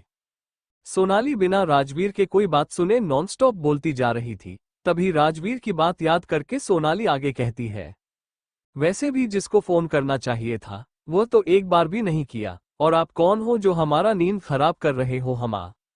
राजवीर सोनाली के इतने गुस्से भरी आवाज को सुनकर अपने मन ही मन कहता है, क्या ये बेवकूफ लड़की इतना जोर से चिल्ला सकती है? मुझे तो पता ही नहीं था। वैसे क्या इस लड़की को जरा भी डर नहीं है?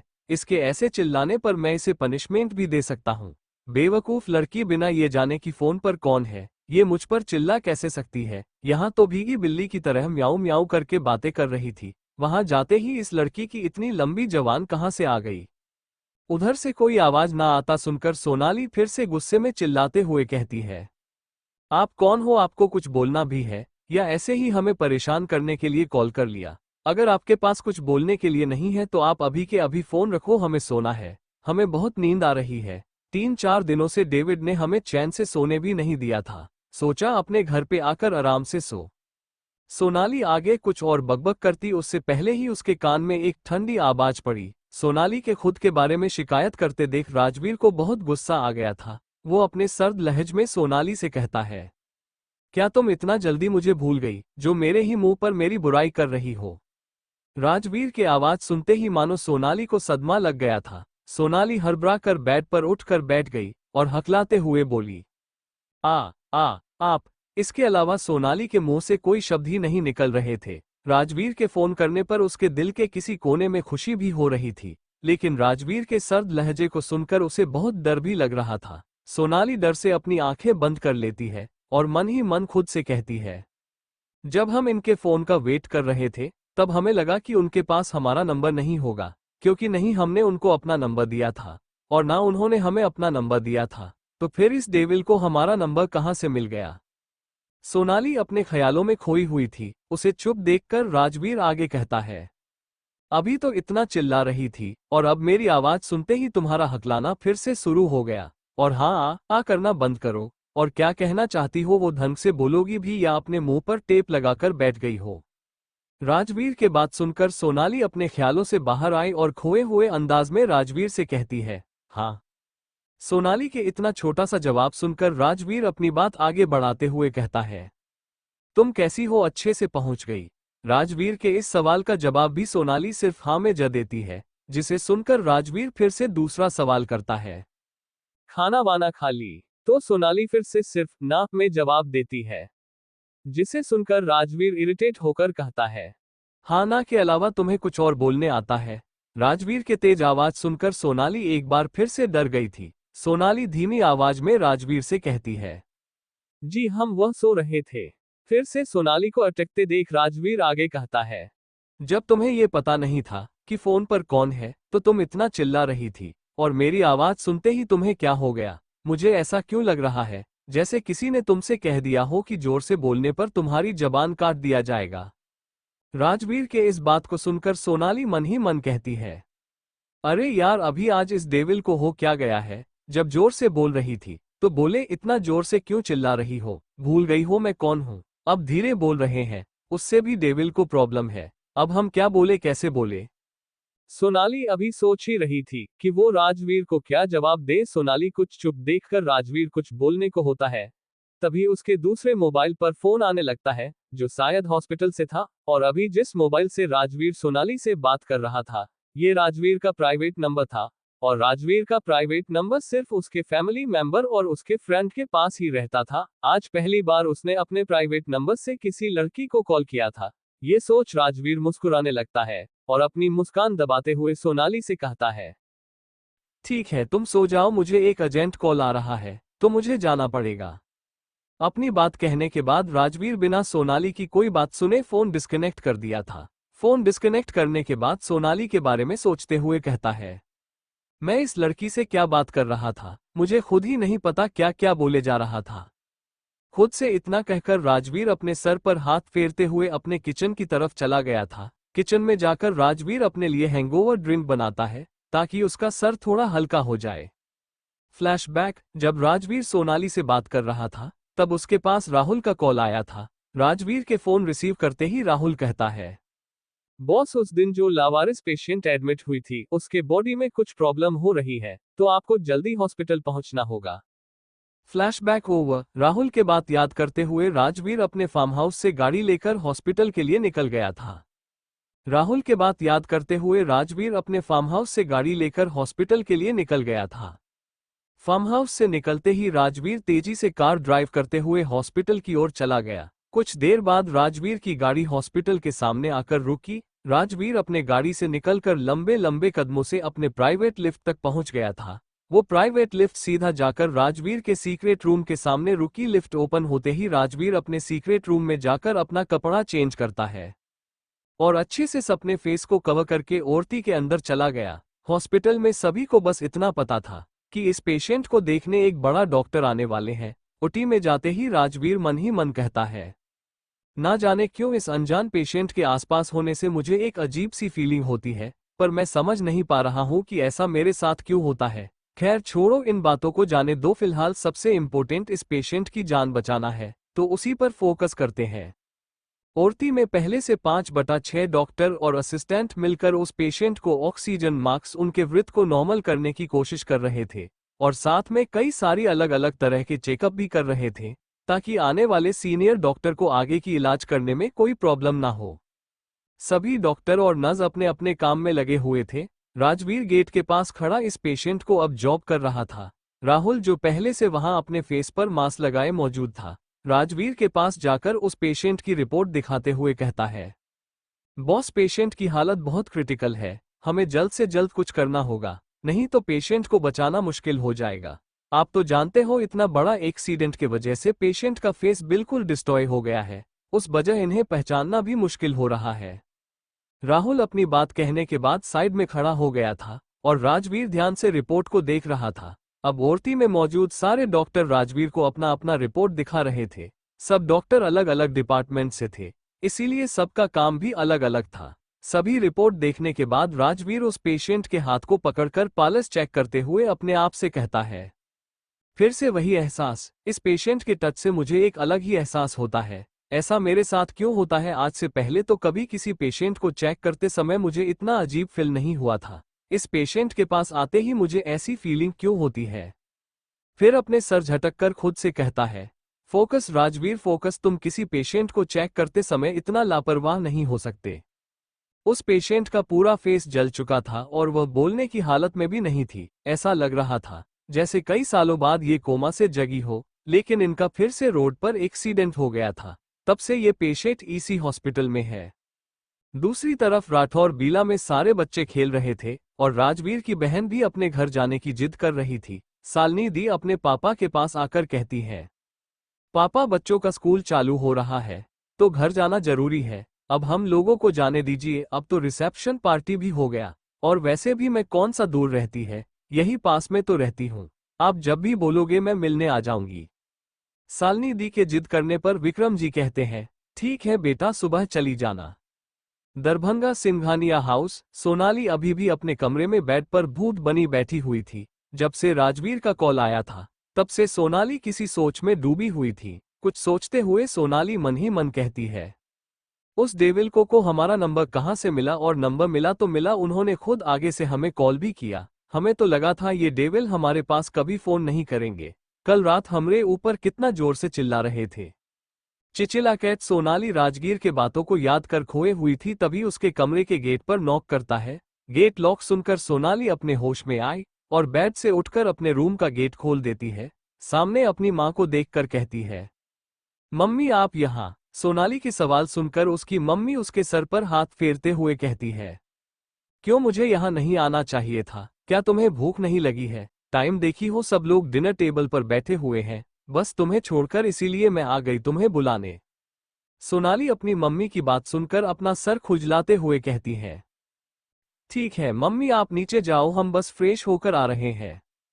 अपनी मम्मी से इतना कहकर सोनाली टॉवल लेकर वॉशरूम में चली गई थी। उसके 10 मिनट बाद ही सोनाली फ्रेश होकर नीचे डाइनिंग टेबल की ओर आ गई थी, लेकिन रीत को डाइनिंग टेबल पर ना पाकर सोनाली अपनी मम्मी से कहती है, मम्मी रीत अभी तक नहीं आई क्या, उसे डिनर नहीं करना? सोनाली के बात सुनकर उसकी बड़ी भाभी कहती है, रीत थकी हुई थी इसीलिए वो अभी भी सो रही है, उसको मैं बाद में कमरे में ही खाना दे आऊंगी, आप अभी खा लो, आपका कल पेपर है, उसकी तैयारी भी करनी होगी। अपनी भाभी के बात सुनकर सोनाली चुपचाप खाना खाने लगी। तभी सोनाली के कान में एक मीठी सी आवाज पड़ती है। उस आवाज को सुनकर सोनाली अपना सर उठाकर कुछ और देखने लगती है।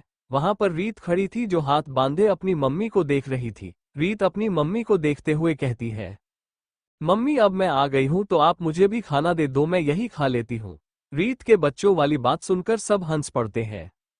पटना राठौड़ मैंशन में एक कमरे में एक लड़का एक लड़की को अपने बाहों में भरकर उसको बहुत प्यार से किस कर रहा था, और लड़की भी अपनी आंखें बंद किए लड़के के गले में अपनी बाहें डाले उसके बाहों में मदहोश हो रही थी। वो लड़का उस लड़की के होठों से थोड़ा दूर होकर कहता है, अनाया क्या हम भी शादी कर ले? वैसे भी हम साथ ही तो कॉलेज जाते हैं, तुम अपनी ससुराल से अपनी कॉलेज की आगे की पढ़ाई पूरी कर लेना।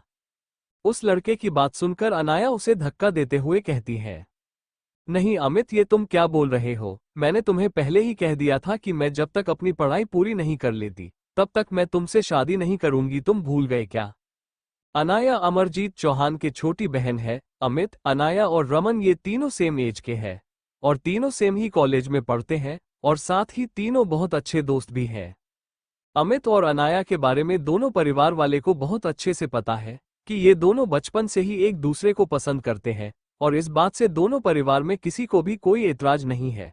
लेकिन अभी तक दोनों एक दूसरे को किस के अलावा अपनी लिमिट क्रॉस नहीं की है।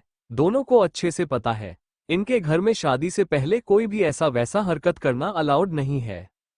उधर हॉस्पिटल में राजवीर को बार बार हर जगह सोनाली ही दिख रही थी। वो अपने आप से परेशान हो गया था। वो समझ ही नहीं पा रहा था उसके साथ हो क्या रहा।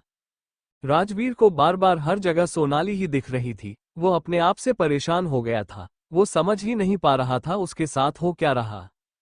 राठौर बिला अमित का कमरा। अनया अमित को धक्का देने के बाद अपनी सांसों को काबू करते हुए अमित से बोली, अमित क्या तुम मेरी जान लेना चाहते हो? इतना लंबे समय तक कौन किस करता है? तुम्हारे ऐसे किस करने से मेरी जान जाते जाते बची है? तुम्हें कुछ पता भी है?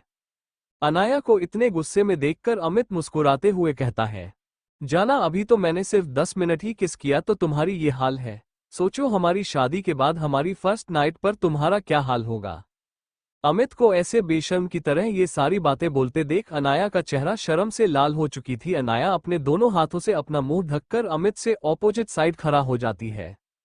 वहीं दूसरी तरफ राठौर हेल्थ केयर हॉस्पिटल में राजवीर औरती में अभी भी उस औरत को चेक कर रहा था। राजवीर अपने असिस्टेंट से बोला, तुम इन्हें जल्द से जल्द आईसीयू में भर्ती करो, जब तक ये कोमा से बाहर नहीं आती तब तक इनका सर्जरी करना इम्पॉसिबल है, क्योंकि ये बहुत कमजोर है और इनका पूरा चेहरा भी जल चुका है। सबसे पहले हमें इन्हें नॉर्मल कंडीशन में लाना होगा, उसके बाद ही इनका सर्जरी पॉसिबल होगा।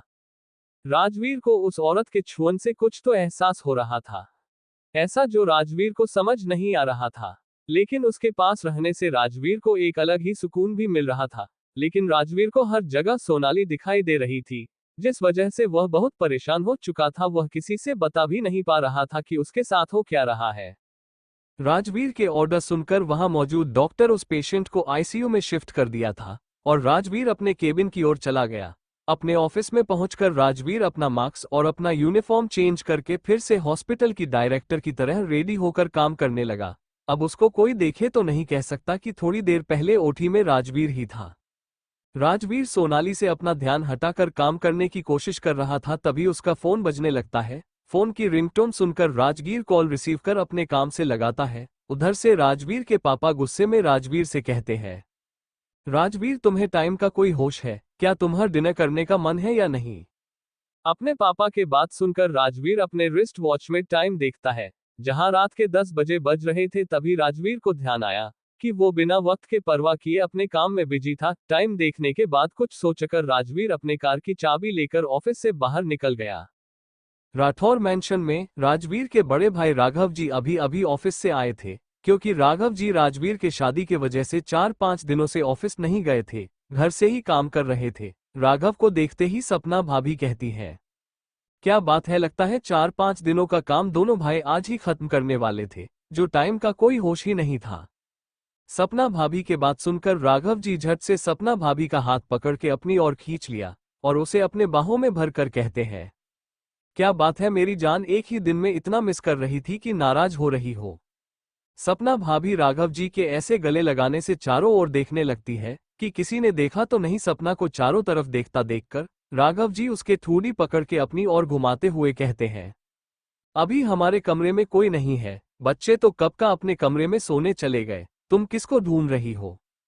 सपना भाभी से इतना कहकर राघव जी उनके होठों पर अपना होठ रखकर धीरे धीरे किस करने लगते हैं। राघव जी को ऐसे सडन किस करने से सपना भाभी अपनी आंखें फाड़े राघव जी को देखते हुए मन में कहती है, राघव जी हमारे दो बच्चे हैं, फिर भी आप मुझे बहुत परेशान करते हो।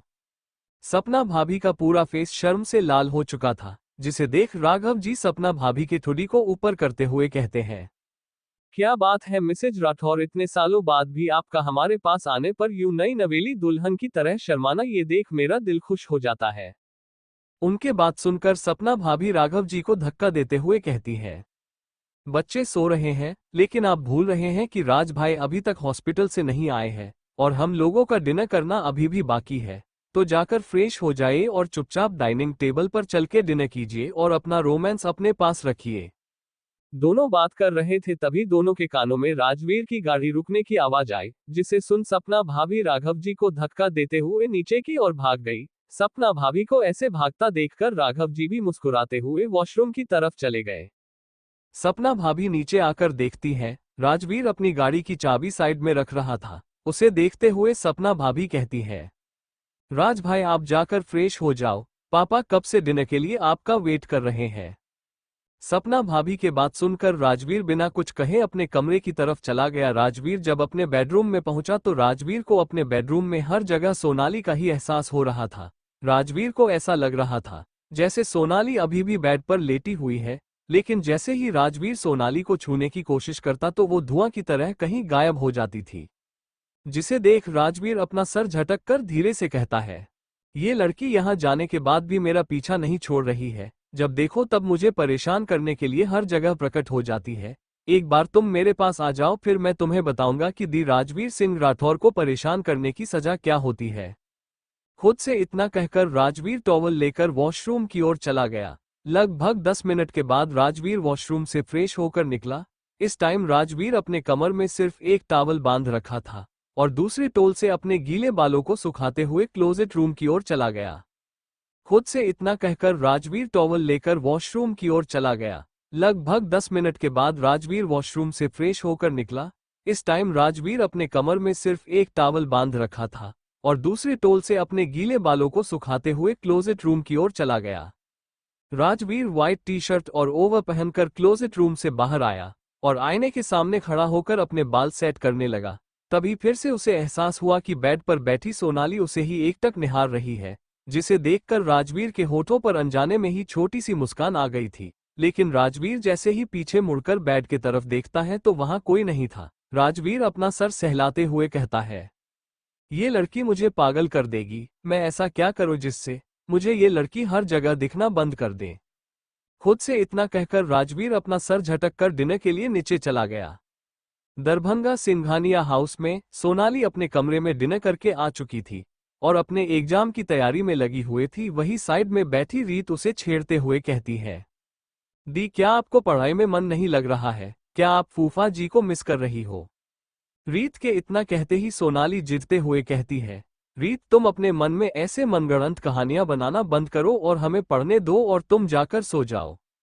सोनाली रीत को अपनी बातें बोलकर उससे अपोजिट साइड घूम के अपने फेस को बुक के पेज में छुपाकर पढ़ने की कोशिश करने लगी। सोनाली रीत के बातों से परेशान हो रही थी, क्योंकि रीत बार बार राजवीर के नाम लेकर उसे परेशान कर रही थी। लेकिन सोनाली का पढ़ना बहुत जरूरी था, ताकि सोनाली कल कुछ तो लिख पाए अपने पेपर में।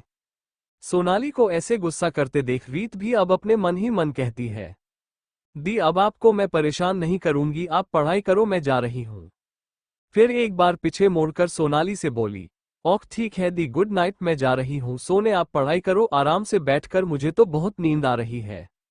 रीत के गुड नाइट का जवाब देते हुए सोनाली कहती है, ठीक है अब जाओ, सो जाओ, हम अपना रिवीजन कंप्लीट करते हैं। सोनाली के जवाब सुनकर रीत चुपचाप अपने कमरे की ओर चली गई। अपने कमरे में जाकर रीत अपने बेड पर बैठती है तो रीत को अपने मोबाइल का ख्याल आता है, और उसे थोड़ा थोड़ा ये भी याद आता है कि रमन ने शायद उसे कॉल किया था जब रीत सो रही थी। ये ख्याल आते ही रीत अपना मोबाइल ढूंढने लगती है।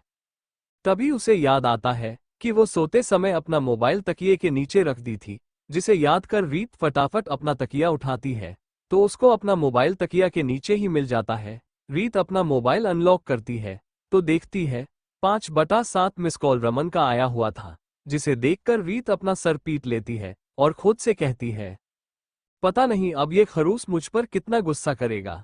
यही सब सोचते हुए रीत रमन को कॉल लगा देती है। एक रिंग जाते ही उधर से कॉल उठा लिया गया था और एक मन को भा लेने वाली आवाज रीत के कान में पड़ी। फोन रिसीव करते ही रमन कहता है, जान आपको बहुत जल्दी मेरी याद आ गई, शुक्र है भगवान का, लेट नाइट ही सही आपको मेरी याद तो आई, इसी बहाने इस नाचीज को अपने दिल में थोड़ा सुकून तो मिला, ये जानकर कि जिसे हम जान से भी ज्यादा चाहने लगे हैं उन्हें भी थोड़ा बहुत तो मेरा ख्याल है। पटना राठौर मैंशन में राजवीर डाइनिंग टेबल पर बेमन से बैठा हुआ था और खाने को घूरे जा रहा था। उसे ऐसे देखकर सपना भाभी कहती है, राज भाई क्या बात है, आपको आज भूख नहीं लगी क्या? सपना भाभी के सवाल सुनकर राजवीर जवाब देता है, भाभी ऐसी कोई बात नहीं है, मैं हॉस्पिटल के कैंटीन से ही कुछ मंगवा कर खा लिया था, इसीलिए मुझे ज्यादा भूख नहीं लगी है, मैं अपने बेडरूम में जा रहा हूँ। सपना भाभी को जवाब देकर राजवीर बिना वक्त गवाए अपने बेडरूम रूम की ओर चला गया था। डाइनिंग टेबल पर सभी घरवाले राजवीर को पीछे से ऐसे घूर रहे थे जैसे कोई अजूबा देख लिया हो, क्योंकि राजवीर कभी किसी कैंटीन से खाना नहीं खाता था, क्योंकि राजवीर का कहना था वहां पर सिर्फ अनहाइजीनिक फूड ही मिलता है, इसलिए राजवीर हमेशा अपने घर पर ही खाना खाया करता था। राजवीर को ऐसे जाते देख राघव जी अपने पापा से कहता है, पापा आप तो जानते हैं राजवीर कभी बाहर का खाना खाना पसंद नहीं करता है, शायद ही बहुत इमरजेंसी हो तभी राजवीर कहीं होटल वगैरह में खाना पीना खाता है, मुझे लगता है कोई और बात है जिसकी वजह से राजवीर बिना खाना खाए ऐसे उठकर चला गया। राघव जी के बात सुनकर विक्रम जी कहते हैं, तुम ठीक कह रहे हो, लगता है राजवीर किसी बात से बहुत परेशान है, खैर छोड़ो, चलो जाओ अपने अपने कमरे में, बहुत लेट हो गया है।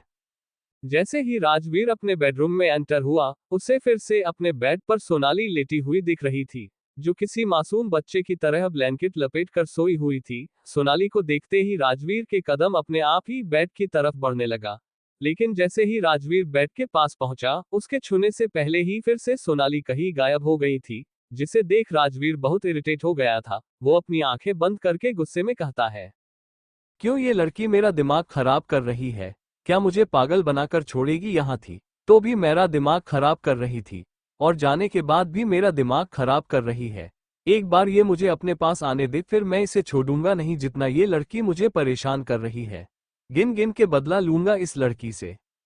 फिर अपना सर झटकते हुए स्टडी रूम की तरफ चला गया और लैपटॉप ओपन करके दिल्ली में जो प्रॉब्लम हुआ था उसके बारे में सर्च करने लगा। ऐसे ही 2 घंटा सब समझने के बाद राजवीर अपने बेडरूम में आया और बेड की ओर बिना देखे ही सोफे पर जाकर सो गया था। थकान के कारण राजवीर जल्दी ही नींद के आगोश में चला गया। ऐसे ही 2 घंटा सब समझने के बाद राजवीर अपने बेडरूम में आया और बेड की ओर बिना देखे ही सोफे पर जाकर सो गया था। थकान के कारण राजवीर जल्दी ही नींद के आगोश में चला गया। राठौर मैंशन सपना भाभी का कमरा। सपना भाभी जैसे कमरे में आई, राघव जी उनको कमर से पकड़कर अपने सीने से लगा लिया और धीरे से सपना भाभी के कान के पास जाकर बोले, मिसेज राठौर अभी तो बच्चे भी सोए हैं और सारे मेहमान भी अपने अपने घर गए, सलनी दी और जीजू थे वह भी अपने घर चले गए, अब आपको हमारा भी थोड़ा ख्याल रख लेना चाहिए। राघव जी के बातें सुनकर सपना शर्माते हुए अपना फेस राघव जी के सीने में छुपा कर कहती है, राघव जी अब हमारे दो दो बच्चे हो गए, फिर भी आपका ये हाल है, जब देखो तब रोमांस की पड़ी रहती है। सपना भाभी के बातों में शिकायत साफ झलक रही थी, जिसे सुनकर राघव जी मुस्कुराते हुए कहते हैं, क्या करें जब हमारी बीवी इतनी खूबसूरत है, तो इसमें हमारी क्या गलती है। आपको देखते ही जी करता है आपसे इतना प्यार करें कि आप कभी हमसे दूर जाने का नाम ही ना ले, जब देखो तब बच्चे आ जाएंगे, यही रट लगाए रहती है। फिर से राघव जी को अपनी जिद करता देख सपना भाभी हार मान लेती है और कसके राघव जी को अपने गले से लगा लेती है, जिसे महसूस कर राघव जी बहुत खुश हो जाते हैं और सपना के होठों पर सॉफ्टली किस करने लगता है। किस करते करते ही राघव जी सपना भाभी को अपनी बाहों में उठाकर अपने बेड की तरफ चला जाते हैं और दोनों एक दूसरे के प्यार में खो जाते हैं। सिंघानिया हाउस, सोनाली का कमरा। सोनाली पढ़ते पढ़ते ही अपने बेड पर चारों तरफ बुक फैलाए उसी बुक के बीच में सो गई थी। सोनाली के कानों में अलार्म की आवाज पड़ी तो सोनाली अपनी आंखें मसलते हुए उठकर बैठ गई और हाथ बढ़ाकर अपने मोबाइल लेती और अलार्म को बंद करती है, क्योंकि सोनाली रात को पढ़ते समय ही अलार्म लगाकर सोई थी 4 बजे सुबह का, क्योंकि सोनाली को और भी पढ़ाई करनी थी। शादी के वजह से वो बिल्कुल भी अच्छे से पढ़ नहीं पाई थी। सोनाली बेड से नीचे उतरते हुए अपने स्लीपर पहनकर वॉशरूम की ओर जाते हुए कहती है, गुड मॉर्निंग डेविल, पता नहीं क्यों हम आपको याद करते हैं, क्या आप भी हमें याद करते होंगे। फिर अपना सर झटककर सोनाली खुद को डांटते हुए कहती है, सोनाली तो उस घमंडी अकरू डेविल जैसे प्राणी को कभी याद नहीं कर सकती, तो अपने पढ़ाई पर फोकस कर भूल जा सारी बातों को। खुद को डांटते हुए सोनाली वॉशरूम में चली गई। दूसरी तरफ राठौड़ मैंशन में सपना भाभी और राघव जी अभी भी एक सिल्क के चादर में दोनों एक दूसरे के बाहों में सुकून से सो रहे थे। तभी खिड़की से हल्की सूरज की रोशनी सपना भाभी और राघव जी के चेहरे पर पड़ी। अपने चेहरे पर गर्माहट महसूस कर राघव जी की आंखें धीरे धीरे खुल गई थी। आंख खुलते ही राघव जी के सामने सपना का खूबसूरत सा चेहरा था। सपना के फेस को देखते ही राघव जी मुस्कुराते हुए धीरे धीरे सपना भाभी के होठों की ओर झुकने लगते हैं। हल्के से सपना भाभी के होठों को चूम लेता है। राघव जी के छुअन से सपना नींद में ही मुस्कुराने लगती है। सपना भाभी को नींद में ही मुस्कुराते देखकर राघव जी हल्के से सपना भाभी के होठों पर वाइट कर लेता है, जिससे सपना भाभी उछल कर बैठ जाती है। फिर अपने आप को देखती है तो शर्म से अपना सर झुका लेती है और फटाफट उसी चादर से अपने आप को कवर कर लेती है और घूरते हुए राघव जी से कहती है, आप बहुत बेशर्म हो, आप फिर से सुबह सुबह शुरू हो गए, क्या आपको बिल्कुल शर्म नहीं आती है। सपना भाभी को गुस्से में देखकर राघव जी अपने दोनों हाथों से अपना कान पकड़कर कहते हैं, सॉरी, अगली बार से मैं ऐसा कुछ भी नहीं करूंगा, प्लीज मुझे माफ कर दो। राघव जी को ऐसे माफी मांगते देख सपना मुस्कुराते हुए राघव जी के गले लग जाती है और मन ही मन कहती है, झूठा गुस्सा दिखाने का भी अपना ही मजा है, कैसे कान पकड़कर माफी मांग रहे हैं। सपना भाभी के गले लगते ही राघव जी सपना भाभी को अपनी बाहों में चादर समेत उठा लेता है और वॉशरूम की तरफ चले जाते हैं। उधर राजवीर के कमरे में राजवीर नींद में ही मुस्कुरा रहा था। ऐसा लग रहा था राजवीर अभी कोई अच्छा सा सपना देख रहा है, जिसे देख उसके फेस पर एक बड़ी सी स्माइल थी। लेकिन अचानक राजवीर के फेस पर एकदम से गुस्सा आ गया था। उसके चेहरे को देखकर ऐसा लग रहा था जैसे कि वो सपना में कुछ अच्छा देखते देखते कुछ बुरा देख लिया था, जिससे राजवीर उठकर बैठ जाता है और अपना सर पकड़ लेता है। दरअसल राजवीर अभी अभी सपने में सोनाली को अपनी बाहों में भर के किस करने ही वाला था कि कल रात की ही तरह सोनाली राजवीर के सपने में भी गायब हो गई थी। राजवीर अपना सर पकड़कर दांत पीसते हुए कहता है, राजगीर तो the business tycoon Rajveer Singh Rathore है, तो एक लड़की के लिए इस तरह परेशान नहीं हो सकता, कभी नहीं नेव।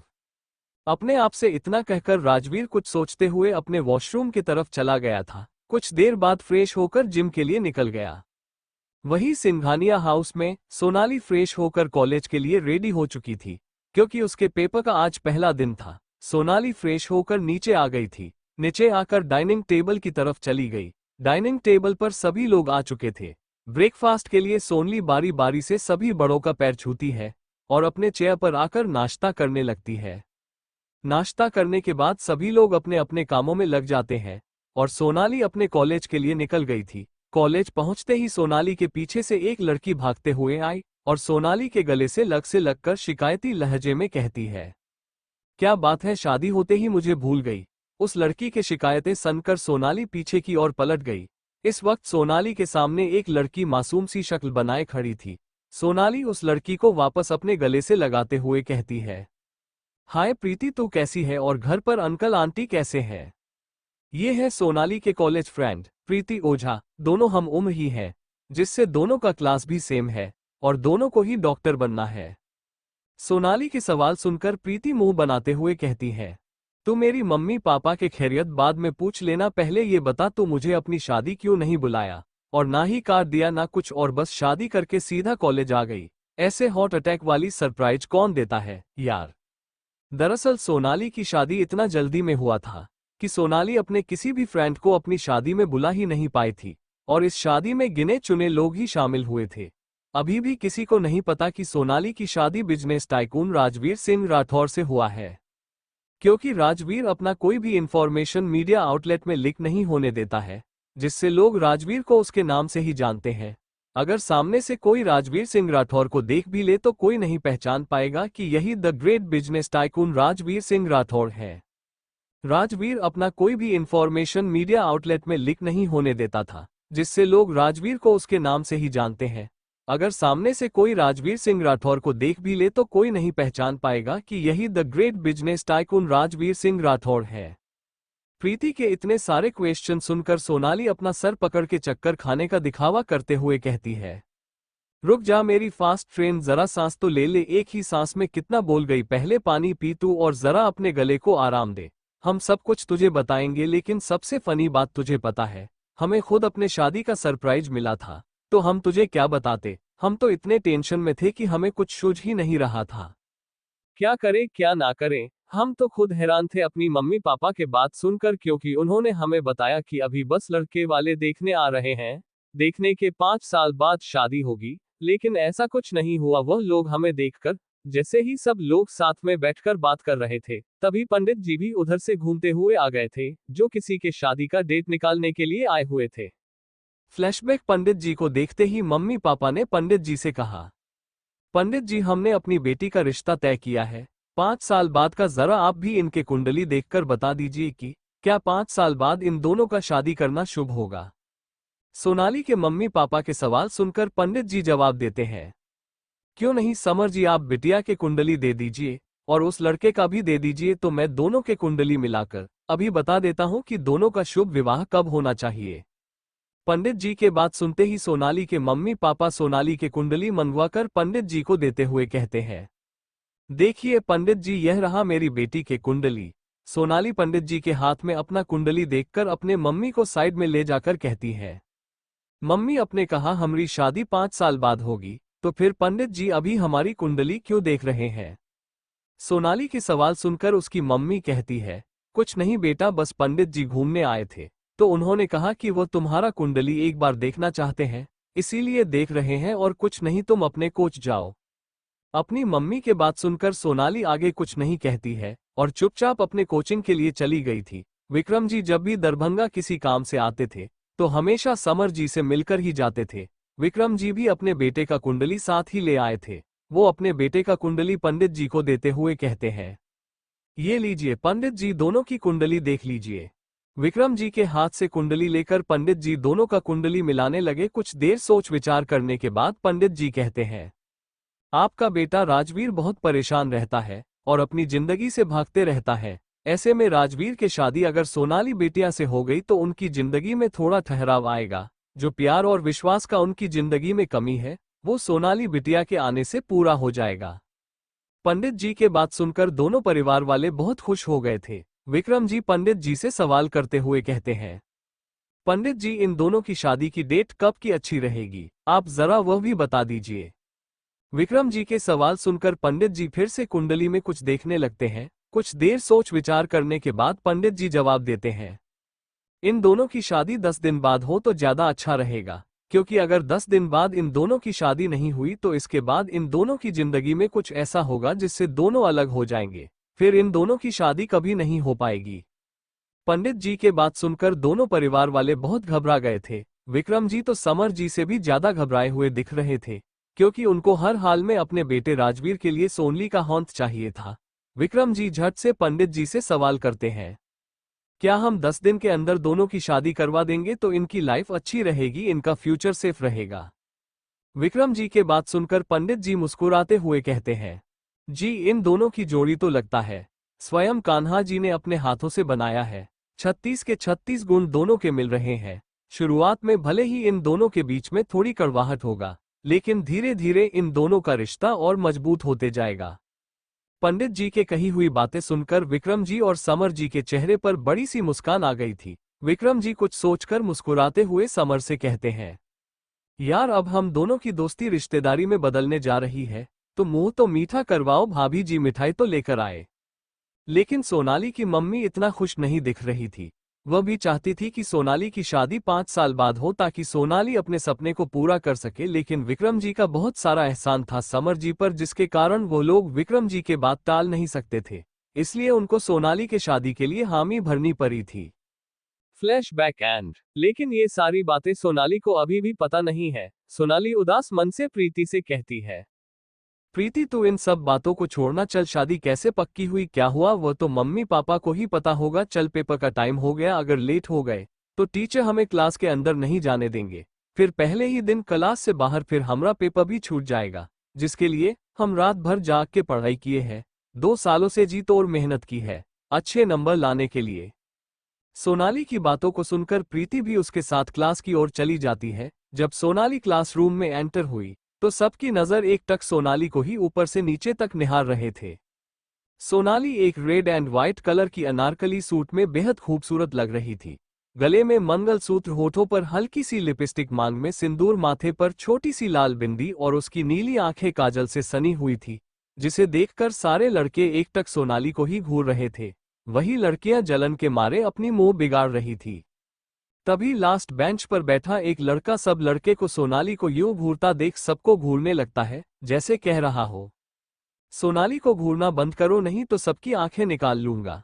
उस लड़के की गुस्से से लाल आंखें देखकर सारे लड़के अपने अपने पेपर पर ध्यान देने लगते हैं, लेकिन सोनाली उस लड़के पर बिल्कुल ध्यान नहीं देती है और अपने सीट पर आकर बैठ जाती है। सोनाली उस लड़के को ऐसे इग्नोर कर दिया था जैसे उस लड़के का ऐसा रवैया रोज का हो। सोनाली उस लड़के की आंखों को इग्नोर करते हुए चुपचाप अपने क्वेश्चन को सॉल्व कर रही थी। सोनाली को ऐसा करता देख वो लड़का गुस्से से अपनी मुट्ठी बना लेता है और वह भी अपने पेपर लिखने लगता है। सोनाली उस लड़के को ऐसे इग्नोर कर दिया था जैसे उस लड़के का ऐसा रवैया रोज का हो। सोनाली उस लड़के की आंखों को इग्नोर करते हुए चुपचाप अपने क्वेश्चन को सॉल्व कर रही थी। सोनाली को ऐसा करता देख वो लड़का गुस्से से अपनी मुट्ठी बना लेता है और वह भी अपने पेपर लिखने लगता है। ये डिटेल मैंने सिर्फ कैरेक्टर के हिसाब से दर्शाया है। Darbhanga science college. ये कॉलेज 1948 में एक मामूली शुरुआत के साथ सीएम मिथिला साइंस कॉलेज अब बिहार में एक उच्च स्थान पर आ गया है, जो बुनियादी ढांचे और समाज के साथ घनिष्ठ संबंध प्रदान करने में बेंचमार्क स्थापित कर रहा है। आज ये कॉलेज लगभग 8 एकड़ और 5 परिसरों में फैला हुआ है। यह एक प्रभावशाली कॉलेज है। इस कॉलेज में विभिन्न भागों से लोग पढ़ने आते हैं। इस कॉलेज में ज्यादातर बच्चे अमीर परिवारों के होते हैं और कुछ ऐसे स्टूडेंट को भी यहाँ एडमिशन दिया जाता है जो किसी सब्जेक्ट में टॉप किया हो या स्कॉलरशिप से आए हुए स्टूडेंट हो। उन्हीं कुछ स्टूडेंट में से सोनाली भी एक है, जो 10th में टॉप की थी। तो सोनाली को इस कॉलेज में आराम से एडमिशन मिल गया। और सोनाली की दोस्त प्रीति एक अमीर परिवार से आती है, तो उसको अपने पापा के नाम से ही एडमिशन मिल गया। लेकिन प्रीति भी पढ़ाई में अच्छी है। इस कॉलेज के प्रिंसिपल बहुत स्ट्रिक्ट है। कोई भी प्रोजेक्ट यहाँ के बच्चों को मिलता है तो उनका कहना है कि सारे बच्चे अपने प्रोजेक्ट को टाइम पर कंप्लीट करके कॉलेज में सबमिट करें, नहीं तो उस बच्चे का कुछ मार्क्स काट लिया जाता है जो बच्चे लेट अपना प्रोजेक्ट सबमिट करते हैं। मेडिकल फील्ड की बात की जाए तो आज के समय में साइंस हर विषय में तरक्की कर रहा है और आगे बढ़ रहा है। हमारे साइंटिस्ट हर दिन कुछ ना कुछ नया खोज और आविष्कार करते नजर आते हैं। ऐसे ही डॉक्टर भी अपने फील्ड में हमेशा पहले से बेहतर करने की कोशिश करते हैं और सोनाली भी उन्हें स्टूडेंट में से एक है। परेशान रहते हैं, लेकिन सोनाली के फेवरेट डॉक्टर आरके हैं, जो इंडिया में बहुत फेमस डॉक्टर है। सोनाली को भी उसी की तरह एक कामयाब डॉक्टर बनना है। इसी वजह से सोनाली सीएम कॉलेज में एडमिशन लेकर अभी 12वीं का एग्जाम क्लियर कर रही है। दूसरी तरफ पटना राठौड़ मैंशन में राजवीर जिम से पसीने में लथपथ अपने बेडरूम की तरफ जा रहा था। तभी रास्ते में राजवीर एक लड़की से टकरा गया। ये लड़की कोई और नहीं सुहानी है, जो जानबूझकर राजवीर से टकरा गई थी। सुहानी को लगा कि अगर सुहानी राजवीर से टकराएगी तो राजवीर उसको गिरने से बचाने के लिए अपने बाहों में थाम लेगा। लेकिन सुहानी की सोच से उलट राजवीर सुहानी को घिरते देख अपना मुंह फेर लिया और अपने बेडरूम की तरफ फ्रेश होने चला गया। वही सुहानी राजवीर को ऐसा करते देख अपने आप से कहती है, तुम देखना राजवीर, मैं तुम्हें एक दिन अपना बनाकर रहूंगी, यह मेरा वादा है तुमसे। खुद से इतना कहकर सुहानी अपने आप को संभालते हुए खड़ी हुई और अपने कमर को सहलाते हुए गुस्से से पैर भटकते हुए अपने कमरे की तरफ चली गई। राजवीर फ्रेश होकर वॉशरूम से बाहर आया और अपने बालों को सुखाते हुए क्लोजेट रूम के तरफ कपड़ा पहनने चला गया। जैसे ही राजवीर क्लोजेट को ओपन करता है, सामने आधे हिस्से में राजवीर को सोनाली के कपड़े दिखते हैं, जिसे देख राजवीर के हाथ अपने आप ही सोनाली के साड़ी पर चला जाता है। सोनाली के साड़ी को अपने हाथों से छूते हुए उसको ऐसा फील हो रहा था मानो वह साड़ी को ना छूकर स्वयं सोनाली को छू रहा हो, जिसके कारण राजवीर के फेस पर अनजाने में ही छोटी सी मुस्कान तैर गई थी। इस टाइम पर राजवीर को कोई बाहर वाला देख लेता तो उसको पक्का हार्ट अटैक आ जाता, क्योंकि राजवीर दुनिया के सामने हमेशा एक क्रूएल बिजनेसमैन की तरह रहता है और उसके फेस पर स्माइल तो आज तक किसी ने देखा ही नहीं होगा। तभी राजवीर को अपने मोबाइल के रिंग सुनाई देती है, जिसे सुनकर राजवीर अपने सेंसस में वापस आया और सोनाली के साड़ी को छोड़कर अपना कपड़ा निकालता है और तैयार होकर अपना फोन रिसीव करता है।